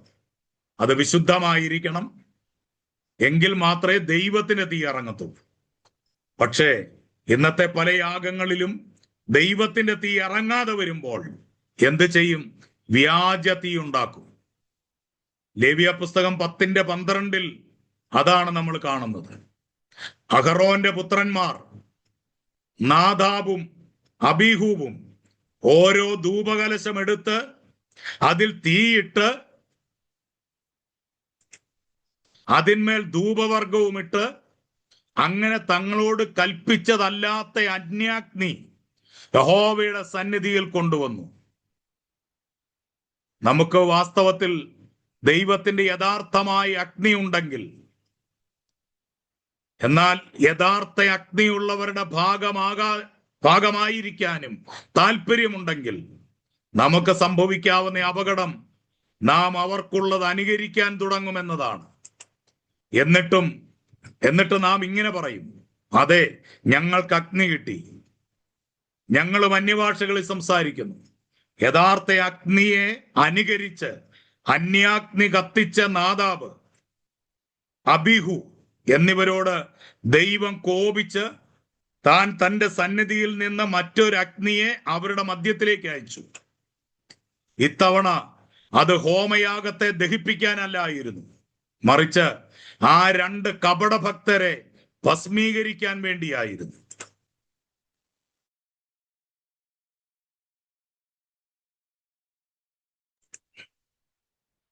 നോക്കുക, ആത്മീക മേഖലയിൽ യഥാർത്ഥമായതിനെ അനുകരിക്കാൻ ശ്രമിക്കുന്നത് ഏറെ അപകടകരമായ ഒരു കാര്യമാണ്.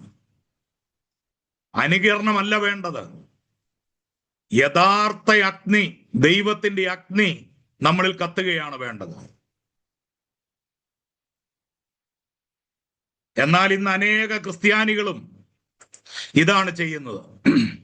അന്യഭാഷയിൽ സംസാരിക്കാൻ പരിശീലനം നൽകുന്ന പ്രസംഗകരും വികാരങ്ങളെ ഉണർത്തി മനഃശാസ്ത്രപരമായി ഒരുതരം രോഗസൗഖ്യം, യേശുവിന്റെ നാമത്തിലുള്ള യഥാർത്ഥ രോഗസൗഖ്യം ഇതാണെന്ന് സങ്കൽപ്പിച്ച് അനുഭവഭേദ്യമാക്കുന്ന ആളുകളും ഇന്നുണ്ട്.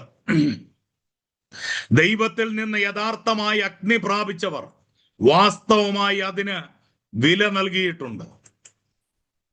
ദൈവത്തിന്റെ സന്നിധിയിൽ അവർ എല്ലാവരും തങ്ങളെ തന്നെ സമർപ്പിച്ചവരാണ്. അവരുടെ പണം, കണ്ണ്, കാത്, കൈകൾ തുടങ്ങിയ എല്ലാ അവയവങ്ങളും അവർ ദൈവത്തിനായി സമർപ്പിച്ചവരാണ്. അവർ സ്വന്തം ജീവിതത്തെ പരിശോധിച്ചിട്ട് ദഹനയാഗത്തിന്റെ എല്ലാ ഭാഗങ്ങളും യാഗപീഠത്തിൽ എത്തി എന്ന് ഉറപ്പുവരുത്തുന്നു. ദൈവം തന്റെ അഗ്നിയെ അവരുടെ മേൽ അയക്കുകയും ചെയ്യുന്നു. ഇങ്ങനെയുള്ള ആളുകളുടെ ജീവിതത്തെ നിങ്ങൾ കാണാൻ കഴിയുന്നു. അവർക്കുള്ള അതേ ശക്തമായ അഭിഷേകം നിങ്ങൾക്കും ഉണ്ടാകാൻ നിങ്ങൾ ആഗ്രഹിക്കുന്നു. എന്നാൽ അവർ നൽകിയ അതേ വില നൽകാൻ നിങ്ങൾ തയ്യാറല്ല. എന്നാൽ നിങ്ങൾക്കും അതേ അഭിഷേകം ഉണ്ടെന്ന് മറ്റുള്ളവരെ കാണിക്കാൻ നിങ്ങൾ ആഗ്രഹിക്കുന്നു. അപ്പോഴാണ് നാദാബും അബീഹൂബും ചെയ്തത് നിങ്ങളും ചെയ്യേണ്ടി വരുന്നത്. അന്യാഗ്നി കത്തിക്കുക, വികാരങ്ങളെ ഉണർത്തിവിടുക, അന്യഭാഷകളെ ഉൽപ്പാദിപ്പിക്കുക എന്നിങ്ങനെ 95% വിശ്വാസികളും ആത്മീകമായ വിവേചനം ഇല്ലാത്തത് കൊണ്ട് നിങ്ങൾക്ക് യഥാർത്ഥമായ അഗ്നിയാണുള്ളതെന്ന് അവരെ കബളിപ്പിക്കാൻ കഴിയും. പക്ഷേ നിങ്ങൾക്ക് മറ്റാരെക്കാളും വ്യക്തമായി അറിയാം, നിങ്ങളിലുള്ളത് സ്വയം ഉൽപ്പാദിപ്പിച്ച അഗ്നിയാണെന്നും ദൈവത്തിൽ നിന്നുള്ളതല്ലെന്നും. ജാഗ്രത പാലിക്കുക. നാദാബിനെയും അബീഹൂവിനെയും ന്യായം വിധിച്ചതുപോലെ ദൈവം ഇന്ന് ക്രിസ്തീയ ലോകത്തെ ന്യായം വിധിച്ചാൽ ഇന്നത്തെ അനേക ക്രിസ്ത്യാനികളും മരിച്ചു വീഴുമെന്നതിൽ യാതൊരു സംശയവുമില്ല. ഇത് അന്യാഗ്നി അല്ല ഇറങ്ങേണ്ടത്, ദൈവത്തിന്റെ വിശുദ്ധ അഗ്നി ഇറങ്ങണം. ആ അഗ്നി ഇറങ്ങി ഈ യാഗമൃഗത്തെ, യാഗവസ്തുവിനെ പൂർണ്ണമായും ദഹിപ്പിക്കണം. ഇനി നമ്മൾ രണ്ടാമത്തെ യാഗത്തിലേക്ക് പ്രവേശിക്കുകയാണ്. ദൈവത്തിനുള്ള രണ്ടാമത്തെ യാഗമാണ് ഭോജനയാഗം. ലേവ്യ പുസ്തകം 2-ാം അധ്യായത്തിൽ ഭോജനയാഗത്തെക്കുറിച്ച് വിശദമായിട്ട് പറയുന്നുണ്ട്. ഈ യാഗത്തിന്റെ പ്രത്യേകത, ഈ യാഗത്തിൽ രക്തച്ചൊരിച്ചിലില്ല, ഒരു മൃഗവും കൊല്ലപ്പെടുന്നില്ല. മാവ്, വേവിച്ച ധാന്യം, ഉപ്പ്, എണ്ണ ഇവ കൊണ്ടുള്ള വഴിപാടാണ്. ഭോജനയാഗം സംബന്ധിച്ച് ദൈവം പറഞ്ഞിരിക്കുന്ന ഒരു കാര്യം, പുളിച്ചതൊന്നും അതിലുണ്ടാകരുത് എന്നതാണ്. പുളിപ്പുള്ളതൊന്നും അതിലുണ്ടാകരുത്. ലേവ്യ പുസ്തകം 2-ാം അധ്യായം 11-ാം വാക്യത്തിൽ ദൈവം അത് പറയുന്നുണ്ട്. പുളിപ്പുള്ളത് ഒന്നും അതിൽ ഉണ്ടാകരുത്. പുളിപ്പ് തിരുവഴുത്തിലുടനീളം പാപത്തെ കാണിക്കുന്നതാണ്. എന്നാൽ ഭോജനയാഗത്തിൽ ഉപ്പ് ചേർക്കണമെന്ന് ദൈവം നിർദ്ദേശിച്ചു. നിത്യ നിയമത്തെ കുറിക്കുന്നതാണ് ഉപ്പ്. സംഖ്യ 18:19 നിനക്കും നിന്റെ സന്തതിക്കും ഇതെന്നേക്കും ലവണ നിയമമാകുന്നു എന്ന് പറഞ്ഞിരിക്കുന്നു. ഉപ്പ് അർപ്പിച്ചതായി ബൈബിളിൽ എവിടെയൊക്കെ വായിക്കുന്നുവോ, പുതിയ നിയമത്തിലും യേശു അതിനെക്കുറിച്ച് പറഞ്ഞിരിക്കുന്ന ഭാഗങ്ങളുണ്ട്. അപ്പോൾ ഉപ്പ് അർപ്പിച്ചതായി ബൈബിളിൽ എവിടെയൊക്കെ പറഞ്ഞിരിക്കുന്നു, അവിടെയൊക്കെ ഇവിടെ സംഖ്യാപുസ്തകത്തിൽ കണ്ടതുപോലെ അത് ദൈവ മുൻപാകെ ഒരു നിത്യ നിയമത്തെയാണ് കുറിക്കുന്നതെന്ന് നമ്മൾ മനസ്സിലാക്കണം. സാധനങ്ങൾ വളരെ നാൾ കേടുകൂടാതെ സൂക്ഷിക്കുന്നതിന് വേണ്ടിയാണ് നാം ഉപ്പ് ഉപയോഗിക്കുന്നത്. അതുകൊണ്ടാണ് നിത്യമായി നിലനിൽക്കേണ്ട കാര്യങ്ങളെക്കുറിച്ച് പറഞ്ഞപ്പോൾ കർത്താവ് അതിനെ ഉപ്പിനോട് ചേർത്ത് പരാമർശിക്കുന്നത് നമ്മൾ പുതിയ നിയമത്തിൽ കാണുന്നുണ്ട്. അതുകൊണ്ട് ഭോജനയാഗത്തിൽ ചേർക്കുന്ന ഉപ്പ് സൂചിപ്പിക്കുന്നത് യാഗമർപ്പിക്കുന്നവൻ എന്നേക്കും തന്നെത്താൻ ദൈവത്തിന് അർപ്പിക്കുന്നു എന്നാണ്. അതായത് കേവലം 5 വർഷത്തേക്കോ 50 വർഷത്തേക്കോ അല്ല, ഇത് നിത്യ നിയമമാണ്. ചില വർഷങ്ങളിലേക്ക് മാത്രമല്ല ഈ യാഗം നമ്മൾ അർപ്പിക്കുന്നത്, അല്ലെങ്കിൽ ഈ സമർപ്പണം നമ്മൾ അർപ്പിക്കുന്നത്. അത് നിത്യ നിയമമായിട്ടാണ് നമുക്ക് കാണാനായിട്ട് കഴിയുന്നത്. ഇനി 3-ാമത്തെ വഴിപാടിലേക്ക് നമുക്ക് പ്രവേശിക്കാം. ലേവ്യ പുസ്തകം 3-ാം അധ്യായത്തിൽ 3-ാമത്തെ വഴിപാടിനെ കുറിച്ച് പറയുന്നു, സമാധാനയാഗം. 3-ാമത്തെ യാഗമാണ് സമാധാനയാഗം. വഴിപാട് കഴിക്കുന്നവൻ യാഗമൃഗത്തെ കൊണ്ടുവന്ന് അതിന്റെ തലയിൽ കൈവെക്കണം. 3-ാം അധ്യായത്തിന്റെ 2-ാം വാക്യം. ലേവ്യ പുസ്തകം 3-ാം അധ്യായത്തിന്റെ 2-ാം വാക്യം. അപ്പം വഴിപാട് കഴിക്കുന്നവൻ യാഗമൃഗത്തെ കൊണ്ടുവന്ന് അതിന്റെ തലയിൽ കൈവെക്കണം. അതിലൂടെ അയാൾ അർത്ഥമാക്കുന്നത്, ഈ മൃഗത്തിന്റെ യാഗത്തിലൂടെ താൻ ദൈവവുമായി നിരപ്പിലേക്ക് വരുന്നു എന്നാണ്. ഈ മൃഗത്തെ ഞാൻ യാഗം കഴിക്കുന്നതിലൂടെ ദൈവവുമായിട്ട് ഞാൻ ഒരു നിരപ്പിലേക്ക് വരുന്നു എന്നതാണ് അതിലൂടെ അർത്ഥമാക്കുന്നത്. റോമാലേഖനം 5:1 നമ്മൾ വായിക്കുന്നുണ്ട്, വിശ്വാസത്താൽ നീതീകരിക്കപ്പെട്ടിട്ട് നമ്മുടെ കർത്താവായ യേശു ക്രിസ്തു മൂലം നമുക്ക് ദൈവത്തോട് സമാധാനമുണ്ട്. മനസാക്ഷിയിലെ സമാധാനം ക്രിസ്തീയ ജീവിതത്തിൽ വളരെ പ്രധാനപ്പെട്ട ഒരു കാര്യമാണ്. തൻ്റെ കുഞ്ഞുങ്ങളിൽ ഒരാൾ പോലും താൻ അവരെ അംഗീകരിച്ചിട്ടുണ്ടോ എന്ന അനിശ്ചിതത്വത്തിൽ കഴിയണമെന്ന് ദൈവം ആഗ്രഹിക്കുന്നില്ല. നമ്മുടെ പാപങ്ങളെല്ലാം ക്ഷമിക്കപ്പെട്ടിരിക്കുന്നു എന്ന പൂർണ്ണ ബോധ്യത്തിൽ നാം ആയിരിക്കണം. എന്തു തന്നെ ആയാലും നമ്മുടെ ജീവിതത്തിൽ ഒരു കുറ്റബോധവും നമുക്കുണ്ടായിരിക്കരുത്. സമാധാനയാഗം കഴിക്കുന്നയാൾ മൃഗത്തിന്റെ തലയിൽ കരം വെക്കുന്നത് പോലെ കാൽവറിയിലെ യേശുവിന്റെ മേൽ നാം നമ്മുടെ കരങ്ങൾ വയ്ക്കണം. അവിടുന്ന് നമ്മുടെ എല്ലാ പാപങ്ങളുടെയും വില കൊടുത്തെന്നും നമ്മുടെ കടം പൂർണ്ണമായി വീട്ടിയെന്നും നമ്മുടെ കടച്ചീട്ട് കാൽവറിയിൽ കീറിക്കളഞ്ഞെന്നും നാം വിശ്വസിക്കണം. കൊലോസ്യ ലേഖനം 2-ാം അധ്യായം 14-ാം വാക്യത്തിൽ ആ ഭാഗം വ്യക്തമായി രേഖപ്പെടുത്തിയിട്ടുണ്ട്. അതുകൊണ്ട് ഇപ്പോൾ കാൽവറിയിലെ കർത്താവിനെ പോലെ നമുക്കും പറയാൻ കഴിയും, സകലതും നിവർത്തിയായി. നിന്റെ പാപങ്ങളെയും അകൃത്യങ്ങളെയും ഞാൻ ഇനി ഓർക്കുകയില്ല എന്നാണ് ദൈവത്തിന് നമ്മളോടുള്ള വാഗ്ദത്തം. അപ്പോൾ 3-ാമത്തെ വഴിപാട് സമാധാനയാഗമാണ്. സമാധാനയാഗം എന്താണെന്നും അതിന്റെ അർത്ഥം എന്താണെന്നുമാണ് ഇപ്പോൾ നമ്മൾ കാണുവാൻ ഇടയായി. Praise the Lord. അപ്പൊ നമ്മൾ മൂന്നാമതായിട്ട് ചിന്തിക്കുന്നത്, മൂന്നാമത്തെ വഴിപാട് സമാധാനയാഗമാണ്. സമാധാനയാഗം. ഈ സമാധാനയാഗത്തിന്റെ പ്രത്യേകത, യാഗമൃഗത്തെ കൊണ്ടുവന്ന് അതിന്റെ തലയില് കൈവെക്കണം. അപ്പം ഇതിന്റെ അർത്ഥം എന്താണ്? കർത്താവായ യേശുക്രിസ്തു മൂലം നമുക്ക് ദൈവത്തോട് സമാധാനം ഉണ്ടായി എന്ന് റോമാലേഖനം 5:1 നമ്മൾ വായിക്കുന്ന പോലെ, മനസാക്ഷിയിലെ സമാധാനം ക്രിസ്തീയ ജീവിതത്തിന്റെ വളരെ പ്രധാനപ്പെട്ട ഒരു കാര്യമാണ്. തൻ്റെ മക്കളിൽ ഒരാൾ പോലും താൻ അവരെ അംഗീകരിച്ചിട്ടുണ്ടോ എന്ന സംശയത്തിൽ കഴിയണമെന്ന് ദൈവം ആഗ്രഹിക്കുന്നില്ല. നമ്മുടെ പാപങ്ങളെല്ലാം ക്ഷമിക്കപ്പെട്ടിരിക്കുന്നു എന്ന പൂർണ്ണ ബോധ്യത്തിൽ നാം ആയിരിക്കണമെന്നാണ് ദൈവം ആഗ്രഹിക്കുന്നത്. നമ്മുടെ ജീവിതത്തിൽ ഒരു കുറ്റബോധവും നമുക്കുണ്ടായിരിക്കരുത്. സമാധാനയാഗം കഴിക്കുന്നയാൾ മൃഗത്തിന്റെ തലയിൽ കരം വെക്കുന്നത് പോലെ കാൽവറിയിലെ കർത്താവിന്റെ മേൽ നാം നമ്മുടെ കരങ്ങൾ വെക്കണം. അവിടുന്ന് നമ്മുടെ എല്ലാ പാപങ്ങളുടെയും വില കൊടുത്തു എന്നും ഇനി നാം അതൊന്നും വഹിക്കേണ്ടതില്ല എന്നും നാം മനസ്സിലാക്കണം. അതാണ് ഈ യാഗത്തിന്റെ പ്രത്യേകത. അവിടുന്ന് നമ്മുടെ എല്ലാവരുടെയും പാപങ്ങൾക്ക് വില കൊടുത്തെന്നും നമ്മുടെ കടം പൂർണ്ണമായി വീട്ടിയെന്നും നമ്മുടെ കടച്ചീട്ട് കാൽവറിയിൽ കീറിക്കളഞ്ഞെന്നും നാം വിശ്വസിക്കണം. അതുകൊണ്ട് ഇപ്പോൾ കാൽവറിയിലെ കർത്താവിനെ പോലെ നമുക്കും പറയാൻ കഴിയും, സകലതും നിവർത്തിയായി. നിന്റെ പാപങ്ങളെയും അകൃത്യങ്ങളെയും ഞാൻ ഇനി ഓർക്കില്ല എന്നാണ് നമ്മോടുള്ള ദൈവത്തിന്റെ വാഗ്ദാനം. നമ്മൾ ദൈവസന്നിധിയിൽ നീതിമാന്മാരായി വിശുദ്ധീകരിക്കപ്പെട്ട് മനസാക്ഷിയിൽ യാതൊരു കുറ്റബോധവുമില്ലാതെ ദൈവസന്നിധിയിലായിരിക്കണമെന്ന് ദൈവം ആഗ്രഹിക്കുന്നു. ദൈവത്തിന്റെ സ്വസ്ഥതയിൽ പ്രവേശിക്കുന്നതിനെ കുറിച്ചും അവിടെ തന്നെ എപ്പോഴും കഴിയുന്നതിനെ കുറിച്ചുമാണ് നമുക്ക് പുതിയ നിയമത്തിൽ നമുക്ക് കാണാൻ കഴിയുന്നത്. എബ്രായലേഖനം 4-ാം അധ്യായത്തിൽ നമുക്ക് ആ ഭാഗം കാണാൻ കഴിയുന്നുണ്ട്.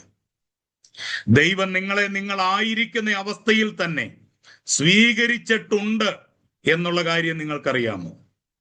നിങ്ങൾക്ക് വ്യത്യാസം വന്നതിന് ശേഷമല്ല, മറിച്ച് നിങ്ങളായിരിക്കുന്നത് പോലെ തന്നെ. ആ ബോധ്യം നമ്മുടെ ജീവിതത്തിൽ നമുക്ക് സ്വസ്ഥത തരും. സമാധാനയാഗം ഇതിന്റെ പ്രതീകമാണ്. പ്രിയരെ, നമ്മൾ തിരിച്ചറിയേണ്ട ഏറ്റവും വലിയൊരു മർമ്മമാണ്. ആളുകൾ നമ്മളെ പഠിപ്പിക്കുന്നത് നമ്മൾ മാറിക്കഴിഞ്ഞാണ് ദൈവം നമ്മളെ സ്നേഹിച്ചതെന്ന. ഒരിക്കലും അല്ല. നമ്മൾ പാപിയായിരിക്കുമ്പോൾ തന്നെ, നമ്മൾ ആ പാപത്തിന്റെ ബന്ധനത്തിൽ പിടിക്കപ്പെട്ട് കിടന്നപ്പോൾ തന്നെ ആ കർത്താവ് നമ്മളെ സ്നേഹിച്ചു.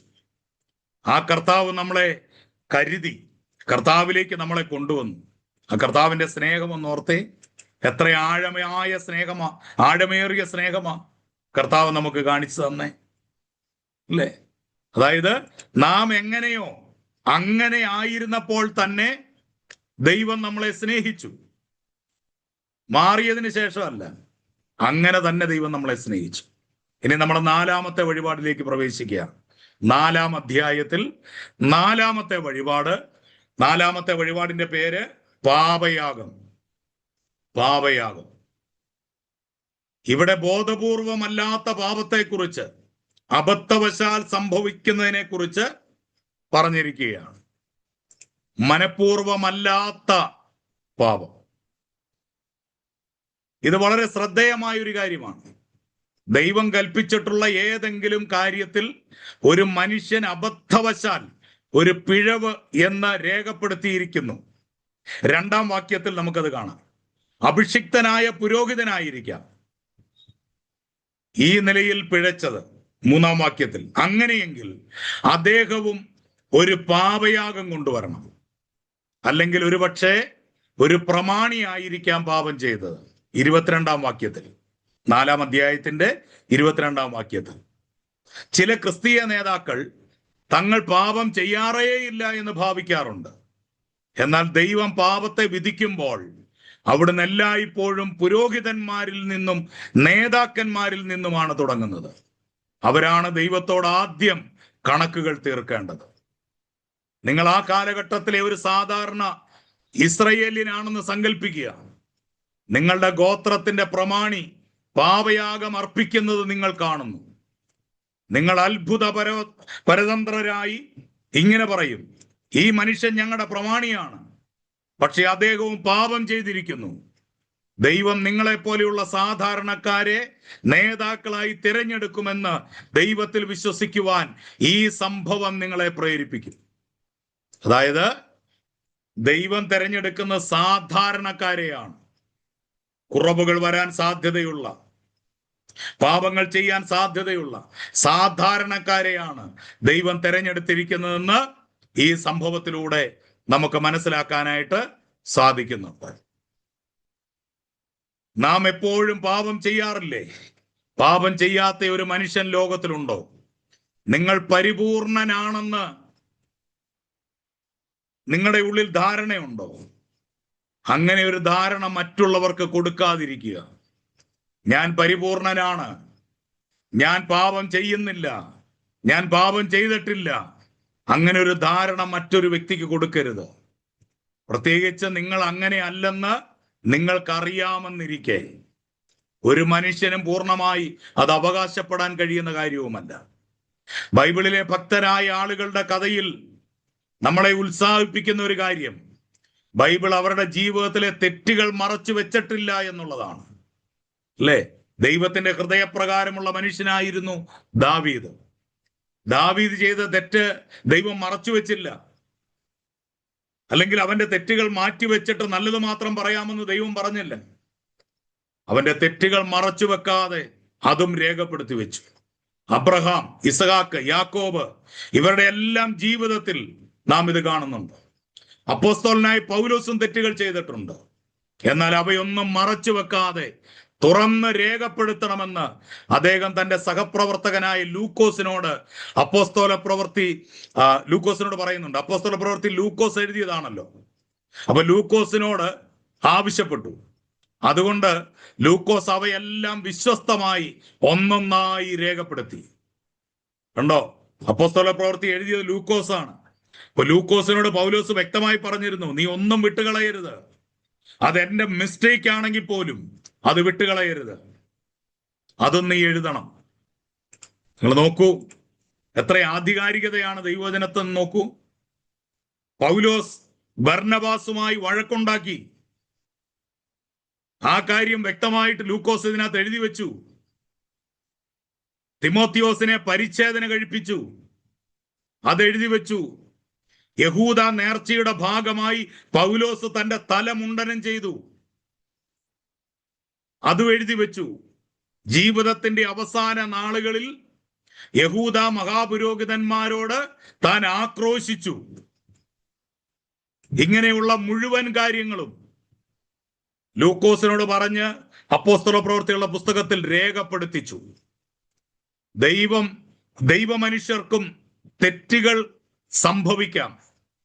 അവര് തെറ്റുകൾക്ക് അതീതരല്ലെന്നും അവരും പാപത്തിൽ വീണിട്ടുണ്ടെന്നും ഇതിൽ നിന്ന് നമുക്ക് മനസ്സിലാക്കാനായിട്ട് സാധിക്കും. എന്നാൽ ഇന്നത്തെ പല ജീവചരിത്രങ്ങളിലും മുഴുവൻ സത്യങ്ങളും ആരും തുറന്നെഴുതാറില്ല. അവർ ജീവിതത്തിൽ ഒരു തെറ്റും ചെയ്തിട്ടില്ല എന്ന മട്ടിലാണ് മിക്ക ജീവചരിത്രകാരന്മാരും മഹാന്മാരെ ചിത്രീകരിച്ചിരിക്കുന്നത്. അങ്ങനെ അത്തരം ജീവിത ചരിത്രങ്ങൾ ഒരാൾക്കും പ്രചോദനം നൽകില്ല. എന്നാൽ തിരുവെഴുത്ത് സത്യസന്ധമാണ്. നേതാക്കളും പാപം ചെയ്യുകയും ദൈവത്തോടും മനുഷ്യരോടും അത് ക്രമീകരിക്കുകയും ചെയ്തിട്ടുണ്ട് എന്ന് ബൈബിൾ വ്യക്തമായി രേഖപ്പെടുത്തി വെച്ചിട്ടുണ്ട്. പാപം രഹസ്യമായി ഏറ്റു പറയണമെന്നല്ല, നിങ്ങൾ തെറ്റോ പാപമോ ചെയ്യുകയില്ല എന്ന ധാരണ ജനങ്ങൾക്ക് കൊടുക്കരുത് എന്ന് മാത്രമാണ് നിങ്ങളോട് പറയാൻ ആഗ്രഹിക്കുന്നത്. പല ആളുകളും മറ്റൊരാളുടെ പാപത്തെ ഉയർത്തി കാട്ടുന്നത് എന്തിനു വേണ്ടിയാണ്? ഞാൻ പാപി അല്ല എന്ന് കാണിക്കാൻ, ഞാൻ മിടുക്കനാന്ന് കാണിക്കാൻ വേണ്ടിയാ മറ്റുള്ളവരുടെ പാപങ്ങൾ ഉയർത്തി കാട്ടുന്നത്. പക്ഷെ ആദ്യം നാം നമ്മിലേക്ക് തന്നെ ഒന്ന് നോക്കണം. നമ്മൾ ഈ ക്ലാസിന്റെ ആരംഭത്തിൽ പറഞ്ഞതുപോലെ യെശയ്യാവ് 4 രാജ്യങ്ങളെ നോക്കി 5 അധ്യായങ്ങളിൽ കുറ്റം പറഞ്ഞെങ്കിൽ 6-ാം അധ്യായത്തിൽ വന്നപ്പോൾ തന്നിലേക്ക് താൻ നോക്കി. അപ്പൊ മനസ്സിലായി അവരെക്കാളും വലിയ വ്യത്യാസമൊന്നും എനിക്കില്ല എന്ന് അപ്പോഴാണ് യെശയ്യാവിന് മനസ്സിലായി. നിങ്ങളുടെ സഭയിൽ ആരെങ്കിലും ഒരിക്കലെങ്കിലും ക്ഷമ പറയുന്നെങ്കിൽ ആ ധാരണയാണ് നിങ്ങൾ മറ്റുള്ളവർക്ക് കൊടുക്കുന്നത്.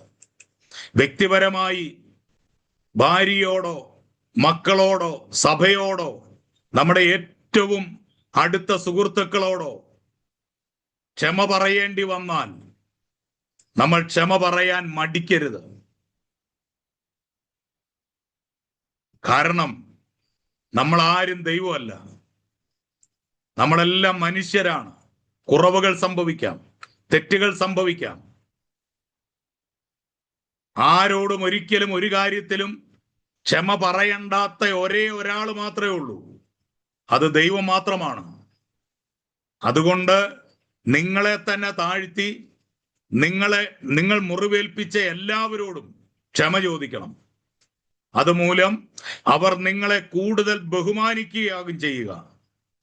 അഭിഷിക്തനായ ഒരു പുരോഹിതൻ പാപം ചെയ്താൽ അവൻ സമാഗമന കൂടാരത്തിന്റെ വാതിക്കൽ യാഗമൃഗത്തെ കൊണ്ടുവരണം. 4-ാം അധ്യായത്തിന്റെ 4-ാം വാക്യത്തിൽ നമ്മൾ അങ്ങനെ വായിക്കുന്നു. ലേവ്യ പുസ്തകം 4-ാം അധ്യായത്തിന്റെ 4-ാം വാക്യത്തിൽ താൻ അഭിഷിക്തനായ ഒരു പുരോഹിതനാണ്. താൻ ഇത് പരസ്യമായി ചെയ്താൽ തന്നോടുള്ള ജനത്തിന്റെ മതിപ്പ് നഷ്ടമാകുമെന്ന് പറഞ്ഞ് അവന് യാഗാർപ്പണം രഹസ്യമായോ സ്വകാര്യമായോ ചെയ്യാൻ കഴിയുകയില്ല. അവൻ തന്റെ പാപം എല്ലാവരുടെയും മുൻപിൽ സമാഗമന കൂടാരത്തിന്റെ വാതിക്കൽ വെച്ച് ഏറ്റുപറയണം.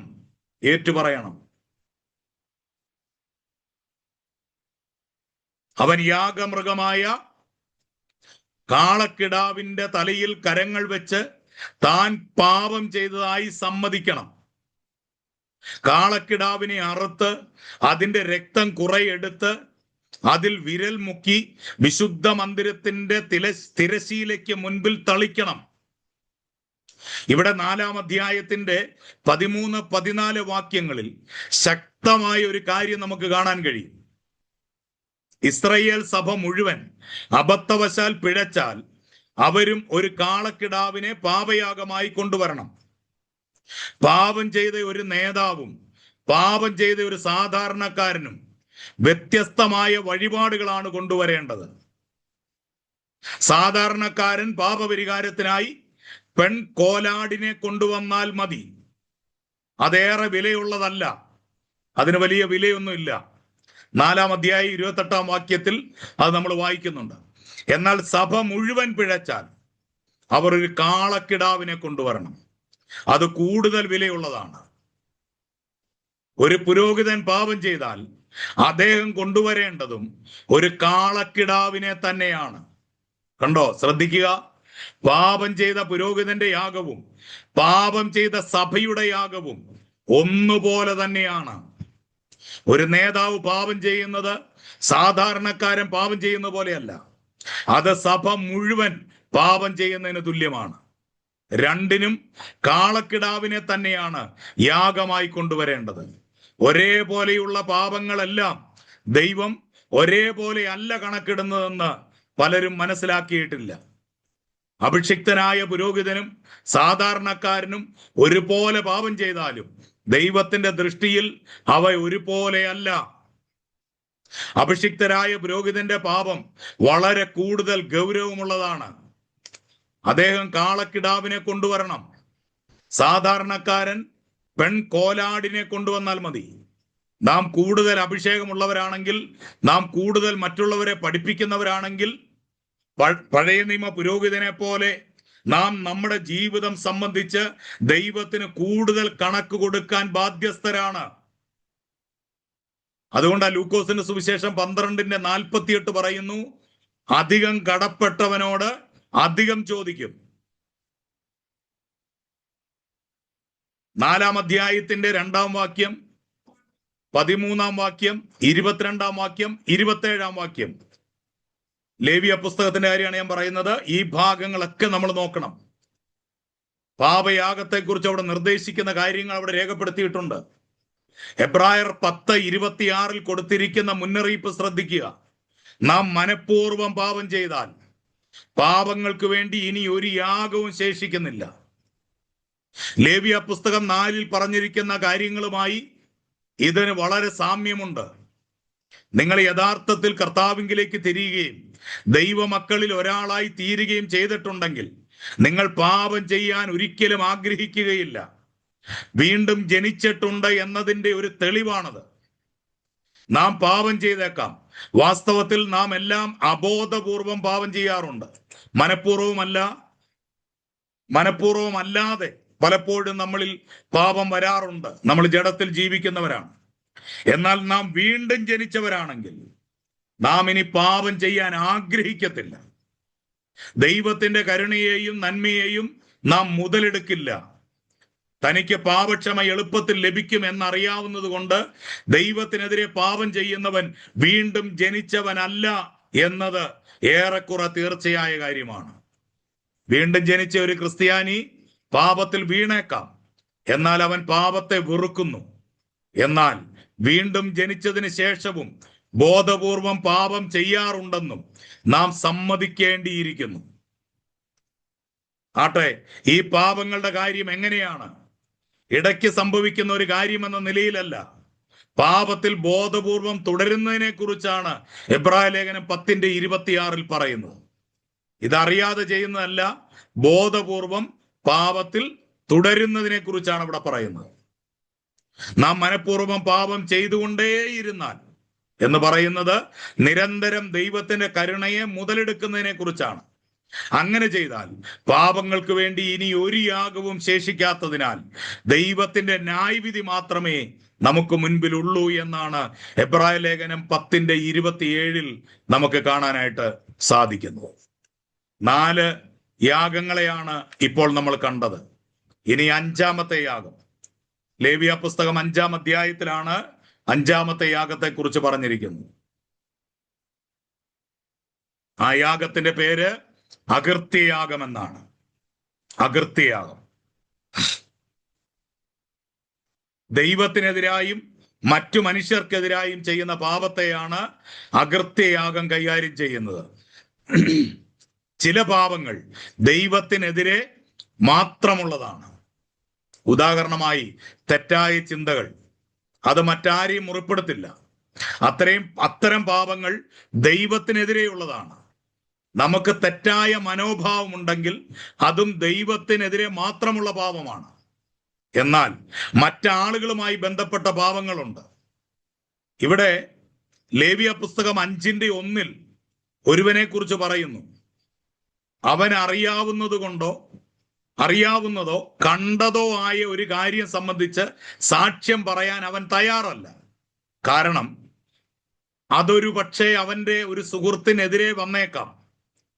എന്നാൽ അവൻ മൗനം പാലിക്കുന്നത് കൊണ്ട് നിരപരാധിയായി ഒരുവൻ ശിക്ഷിക്കപ്പെടുകയാണ്. അങ്ങനെ വന്നാൽ ആദ്യം നമ്മൾ പറഞ്ഞയാൾ ദൈവത്തോടും നിരപരാധിയായ മനുഷ്യനോടും എതിരെ പാപം ചെയ്തു. ഇതുപോലെയുള്ള മറ്റു പാപങ്ങളെക്കുറിച്ചും തുടർന്നുള്ള വാക്യങ്ങളിൽ പറയുന്നുണ്ട്. 16-ാം വാക്യത്തിൽ പ്രായശ്ചിത്തത്തെക്കുറിച്ച് പറയുന്നു. വിശുദ്ധ വസ്തുക്കളെ സംബന്ധിച്ച് താൻ പിഴച്ചതിന് പകരം പ്രായശ്ചിത്തമായി മുതലും അതിനോട് 1/5 കൂട്ടിയതും, അതായത് 20% വരും, അവൻ പുരോഹിതന് കൊടുക്കണം. ഈ പാപം ദൈവത്തിനെതിരെയാണെങ്കിൽ ഒരു മനുഷ്യനോട് പ്രായശ്ചിത്തം ചെയ്യണമെങ്കിലും ഇതേ പ്രമാണമാണ് പാലിക്കേണ്ടത്. സംഖ്യാപുസ്തകം 5-ാം അധ്യായം 6-7 വാക്യങ്ങളിൽ നമുക്ക് ആ ഭാഗം കാണാനായിട്ട് കഴിയുന്നുണ്ട്. നിങ്ങൾ ആരെയെങ്കിലും വഞ്ചിച്ചെടുത്തിട്ടുണ്ടെങ്കിൽ പ്രായശ്ചിത്തം ചെയ്യുമ്പോൾ 20% കൂടുതൽ മടക്കി കൊടുക്കണം. ഇനി ആരോടും അങ്ങനെ ചെയ്യരുത്. ഇത് നിങ്ങളെ പഠിപ്പിക്കാൻ വേണ്ടി ദൈവം വെച്ച ഒരു നിയമമാണ്. അകൃത്യയാഗത്തെക്കുറിച്ച് മറ്റൊരു കാര്യവും കൂടെ ദൈവം പറയുന്നുണ്ട്. നിങ്ങളുടെ ശ്രദ്ധയിലേക്ക് ഞാൻ അതിനെയും കൂടെ കൊണ്ടുവരാൻ ആഗ്രഹിക്കുന്നു. സ്വന്തം കയ്യാൽ അവനത് യഹോവയുടെ ദഹനയാഗമായി കൊണ്ടുവരണം. 7-ാം അധ്യായത്തിന്റെ 30-ാം വാക്യത്തിൽ നിങ്ങളുടെ യാഗം നിങ്ങൾ വ്യക്തിപരമായി ദൈവസന്നിധിയിൽ കൊണ്ടുവരണം. നിങ്ങൾ എത്ര വലിയവനായാലും ചെറിയവനായാലും നിങ്ങൾക്കൊരു വേലക്കാരന്റെ കൈവശം കൊടുത്തയക്കാനാവില്ല. നിങ്ങൾ എത്ര വലിയവനായാലും സ്വയം വരണം, സ്വയം താഴ്ത്തണം, തെറ്റ് സമ്മതിക്കണം, പാപം ചെയ്ത് അംഗീകരിക്കണം. ദൈവം മുൻപാകെ എല്ലാവരും തുല്യരാണ്. ഇവിടെ വ്യത്യാസമൊന്നുമില്ല, എല്ലാവരും തുല്യരാണ്. ഇനി വിശുദ്ധിയും ആരോഗ്യവും, ഈ വിഷയത്തെക്കുറിച്ച് നമുക്ക് നോക്കാം. വിശുദ്ധി, ആരോഗ്യം എന്നിവയെക്കുറിച്ച് വിശദമായി പരാമർശിക്കുന്ന പല അധ്യായങ്ങളെയാണ് തുടർന്ന് നമ്മൾ കാണുന്നത്. ഒരു വ്യക്തിയുടെ ജീവിതത്തിലെ കൊച്ചു കൊച്ചു കാര്യങ്ങളുടെ വിശദാംശങ്ങളെ കുറിച്ചുള്ള ദൈവത്തിന്റെ അതീവ താല്പര്യത്തെയാണ് ഇത് വ്യക്തമാക്കുന്നത്. നമ്മുടെ ജീവിതത്തിലെ കൊച്ചു കൊച്ചു കാര്യങ്ങളിൽ ദൈവം താല്പര്യമുള്ളവനാണ് എന്ന് നമ്മൾ മനസ്സിലാക്കണം. എന്നാൽ ലേവ്യ പുസ്തകത്തിൽ നാം മനസ്സിലാക്കുന്നത്, പാചകം ചെയ്യുന്ന ഒരു പാത്രത്തിൽ ഒരു പല്ലി വീണാൽ എന്താണ് ചെയ്യേണ്ടതെന്ന് വരെ വിശദമായി ഇവിടെ ഇസ്രായേൽ മക്കളോട് പറഞ്ഞിരിക്കുന്നത് നമുക്ക് കാണാം. കണ്ടോ? ഒരു ചെറിയ കാര്യമെന്ന് തോന്നുന്ന കാര്യത്തിൽ പോലും ദൈവത്തിന്റെ ഇടപെടൽ നടക്കുന്നത് വളരെ ശ്രദ്ധേയമായ ഒരു കാര്യമാണ്. മൺപാത്രത്തിൽ പല്ലി വീണാൽ ആ പാത്രം ഉടച്ചു കളയണം. അതിലെ ഭക്ഷണമൊന്നും കഴിക്കരുത്. കാരണം അത് പകർച്ചവ്യാധിയും മരണവും കൊണ്ടുവരാൻ സാധ്യതയുണ്ട്. ലേവ്യ പുസ്തകം 11-ാം അധ്യായം 33-ാമത്തെ വാക്യം അവിടെ വ്യക്തമായിട്ട് വചനം പറയുന്നുണ്ട്, പല്ലി നിങ്ങളുടെ ഭക്ഷണത്തിൽ വീണാൽ ആ ഭക്ഷണം പിന്നെ കഴിക്കരുത്. അത് മാരക രോഗങ്ങൾ കൊണ്ടുവരും, ചിലപ്പോൾ മരണകാരണമായേക്കാം. അതുകൊണ്ട് അത് കഴിക്കരുത്. അതുപോലെ തന്നെ ഈ പല്ലിയുടെ ഭാഗം പറയുന്നത്, പല്ലിയെക്കുറിച്ചുള്ള ഭാഗം പറയുന്നത് ലേവ്യ പുസ്തകം 11-ാം അധ്യായത്തിന്റെ 33-ാമത്തെ വാക്യമാണ്. മൺപാത്രത്തിൽ വീണാൽ ആ പാത്രം എന്ത് ചെയ്യണം? ഉടച്ചു കളഞ്ഞേക്കണം. ആ ഭക്ഷണം കഴിക്കരുത്. ഇനിയും കുളിക്കുന്നതിനെ സംബന്ധിച്ചും ദൈവം നിർദ്ദേശം നൽകിയിരിക്കുന്നു. ഏതെങ്കിലും വിധത്തിൽ അശുദ്ധനായാൽ ഒരു ഒഴുക്കുള്ള വെള്ളത്തിൽ കുളിച്ച് ശുദ്ധനാകണം. ലേവ്യ പുസ്തകം 15-ാം അധ്യായം 13-ാം വാക്യം. വസ്ത്രങ്ങളും കഴുകി ശുദ്ധിയുള്ളവനാകണം. ലേവ്യ പുസ്തകം 15-ാം അധ്യായത്തിന്റെ 5-ാം വാക്യം, 7-ാം വാക്യം, 11-ാം അധ്യായത്തിന്റെ 17-ാം വാക്യം. ഈ ഇത്രയും ഭാഗങ്ങളിൽ നമുക്കത് കാണാൻ കഴിയുന്നുണ്ട്. തൻ്റെ ജനത്തെക്കുറിച്ചുള്ള ദൈവിക കരുതലിന്റെ 2 ഉദാഹരണങ്ങളെയാണ് നമുക്കിവിടെ കാണാനായിട്ട് കഴിയുന്നത്. അതായത് ഇതൊക്കെ ദൈവം പറയേണ്ട കാര്യമുണ്ടോ എന്ന് ഒരു പക്ഷേ നമുക്ക് ചിന്ത വരാൻ സാധ്യതയുള്ള ചെറിയ ചെറിയ കാര്യങ്ങളിൽ പോലും ദൈവം എന്ത് ചെയ്യുന്നു? ആ ജനത്തോട് കരുതലുള്ളവനായിരുന്നു എന്ന് നമുക്കിതിലൂടെ കാണാൻ കഴിയും. നിങ്ങൾ കഴിക്കുന്ന ഭക്ഷണം, നിങ്ങളുടെ ശുചിത്വം, കുളി, വസ്ത്രമലക്കുന്നത് എന്നിവയിൽ ദൈവം എത്രയേറെ തൽപരനാണെന്ന് നിങ്ങൾ എന്തെങ്കിലും ചിന്തിച്ചിട്ടുണ്ടോ?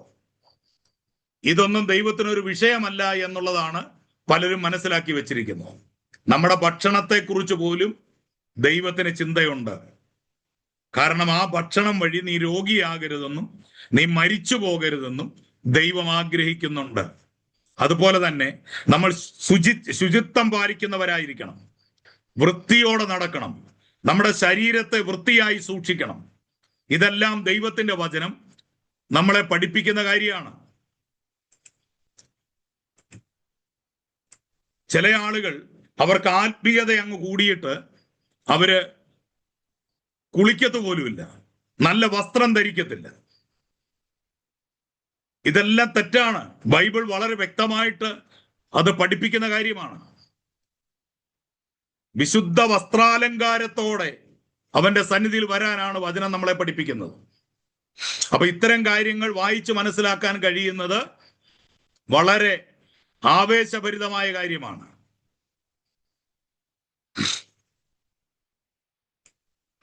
ലേവ്യ പുസ്തകം വിരസമായ പുസ്തകമാണെന്ന് ആരാ പറഞ്ഞത്? ഇതിനകത്ത് എഴുതിയിരിക്കുന്ന പല കാര്യങ്ങളും ദൈവം നമ്മുടെ ചെറിയ ചെറിയ കാര്യങ്ങളെ പോലും ശ്രദ്ധിക്കുന്നു എന്നുള്ളത് നമുക്ക് മനസ്സിലാക്കാൻ കഴിയും. മറ്റ് പ്രസക്തമായ വിഷയങ്ങൾ വിഷയങ്ങളെപ്പോലെ തന്നെ ലൈംഗിക വിശുദ്ധി, ഇതിനെക്കുറിച്ചും വളരെ വ്യക്തമായി ഈ പുസ്തകം പറയുന്നു.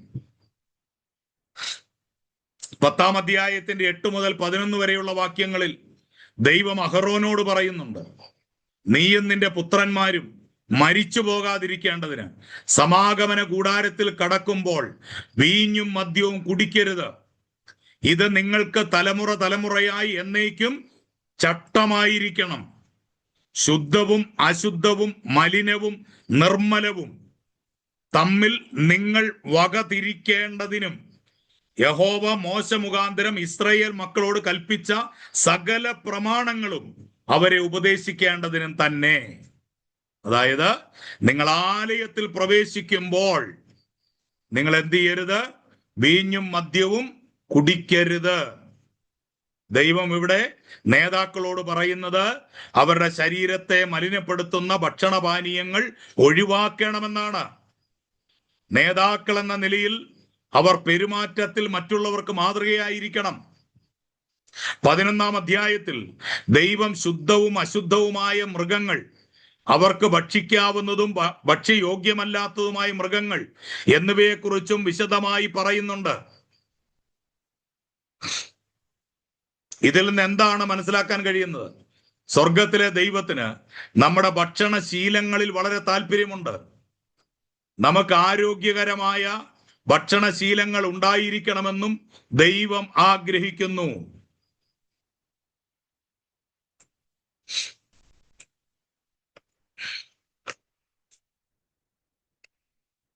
സ്വർഗത്തിലെ ദൈവത്തിന് നമ്മുടെ ഭക്ഷണശീലങ്ങളിൽ വലിയ താല്പര്യമുണ്ട്. 1 കൊരിന്ത്യർ 10-ാം അധ്യായം 31-ാം വാക്യം പറയുന്നു, നിങ്ങൾ തിന്നാലും കുടിച്ചാലും എന്ത് ചെയ്താലും ദൈവനാമ മഹത്വത്തിനായി ചെയ്യുവിൻ. പലരും ഇന്നത്തെ കാലത്ത് കഴിക്കുന്ന ആരോഗ്യകരമല്ലാത്ത ഭക്ഷണപാനീയങ്ങളെ കുറിച്ച് ദൈവത്തിന് ഇന്നും തൻ്റെ മക്കളോട് ഏറെ പറയാനുണ്ടെന്ന് നമുക്ക് ഈ ഭാഗത്തിൽ നിന്ന് മനസ്സിലാക്കാൻ കഴിയുന്നുണ്ട്.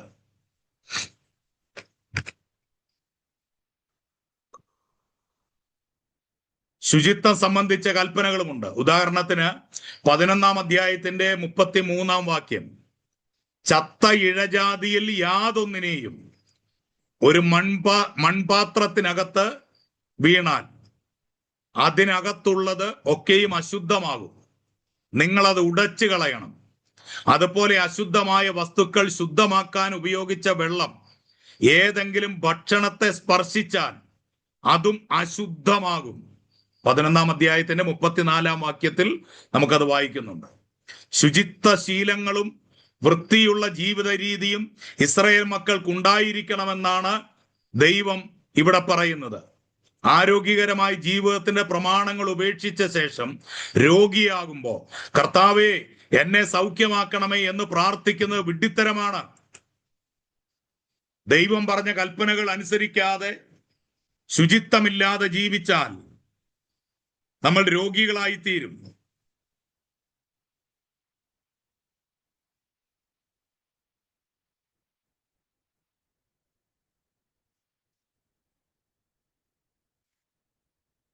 ദൈവം നിയമിച്ചിട്ടുള്ള ശുചിത്വ പ്രമാണങ്ങൾ നിങ്ങൾ അനുസരിക്കാതെ രോഗിയാകുമ്പോൾ നിങ്ങൾക്ക് നിങ്ങളെയല്ലാതെ മറ്റാരെയും പഴിക്കാനാവില്ല.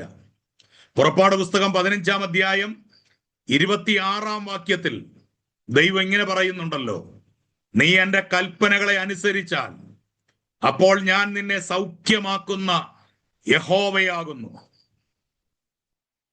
പുറപ്പാട് 15:26 പറയുക, നീ എൻ്റെ കൽപ്പനകളെ അനുസരിച്ചാൽ ഞാൻ നിന്നെ സൗഖ്യമാക്കുന്ന യഹോവയാകുന്നു. രോഗശാന്തിയേക്കാൾ ആരോഗ്യത്തിന്റെ വരം നമുക്ക് നൽകാൻ ദൈവം ആഗ്രഹിക്കുന്നു. പക്ഷേ അതിന് ശരീരം സംബന്ധിച്ച പ്രമാണങ്ങൾ നമ്മൾ അനുസരിക്കണം. 11-ാം അധ്യായത്തിന്റെ 44-ാം വാക്യത്തിൽ ഇങ്ങനെ വായിക്കുന്നു, ഞാൻ നിങ്ങളുടെ ദൈവമാകുന്ന യഹോവയാകുന്നു, ഞാൻ വിശുദ്ധനാകയാൽ നിങ്ങളും നിങ്ങളെ തന്നെ വിശുദ്ധീകരിച്ച് വിശുദ്ധരായിരിക്കണം. ലേവ്യ പുസ്തകത്തിന്റെ തന്നെ മുഖ്യമായ പ്രമേയം ഇതാണ് എന്ന് നമുക്ക് മനസ്സിലാക്കാനായിട്ട് സാധിക്കുന്നുണ്ട്. നമ്മൾ പ്രാരംഭത്തിൽ ഞാൻ പറഞ്ഞതുപോലെ ലേവ്യ പുസ്തകം വളരെ വ്യക്തമായി പഠിപ്പിക്കുന്നത് ദൈവത്തിന്റെ വിശുദ്ധി, നമ്മൾ വിശുദ്ധരായി തീരേണ്ടതിന്റെ ആവശ്യകത, ഈ വിഷയങ്ങളെക്കുറിച്ചാണ് നമുക്ക് വ്യക്തമായിട്ട് കാണാനായിട്ട് സാധിക്കുന്നത്. അതാണ് ലേവ്യ പുസ്തകത്തിന്റെ ഉള്ളടക്കം എന്ന് പറയുന്നത്. അതുകൊണ്ട് പ്രിയമുള്ളവരെ, ലേവ്യ പുസ്തകം നമ്മൾ പഠിക്കുമ്പോൾ, വായിക്കുമ്പോൾ നമ്മൾ മനസ്സിലാക്കേണ്ട ഭാഗം അതാണ്. ദൈവത്തിന്റെ വിശുദ്ധി അതാണ് ഇതിന്റെ മുഖ്യ പ്രമേയമായിട്ട് നമുക്ക് കാണാനായിട്ട് സാധിക്കുന്നത്. നമ്മുടെ 12ാമത്തെ ക്ലാസ് ഇവിടെ അവസാനിക്കുകയാണ്. കഴിഞ്ഞ ക്ലാസ്സുകളെല്ലാം നിങ്ങൾ തുടർമാനമായിട്ട് പഠിക്കുക. യൂട്യൂബിൽ ഈ വീഡിയോ കാണുന്നവരോട് ഒരു വാക്കുകൂടെ ഞാൻ പറയാൻ ആഗ്രഹിക്കുന്നു. നിങ്ങൾ ലൈവായിട്ട് ഓൺലൈൻ ക്ലാസ്സിൽ അറ്റൻഡ് ചെയ്യാൻ ആഗ്രഹിക്കുന്നുണ്ടെങ്കിൽ ഈ നമ്പറിൽ നിങ്ങൾക്ക് ബന്ധപ്പെടാവുന്നതാണ്. വാട്സപ്പിൽ ഒരു മെസ്സേജ് അയക്കാവുന്നതാണ്.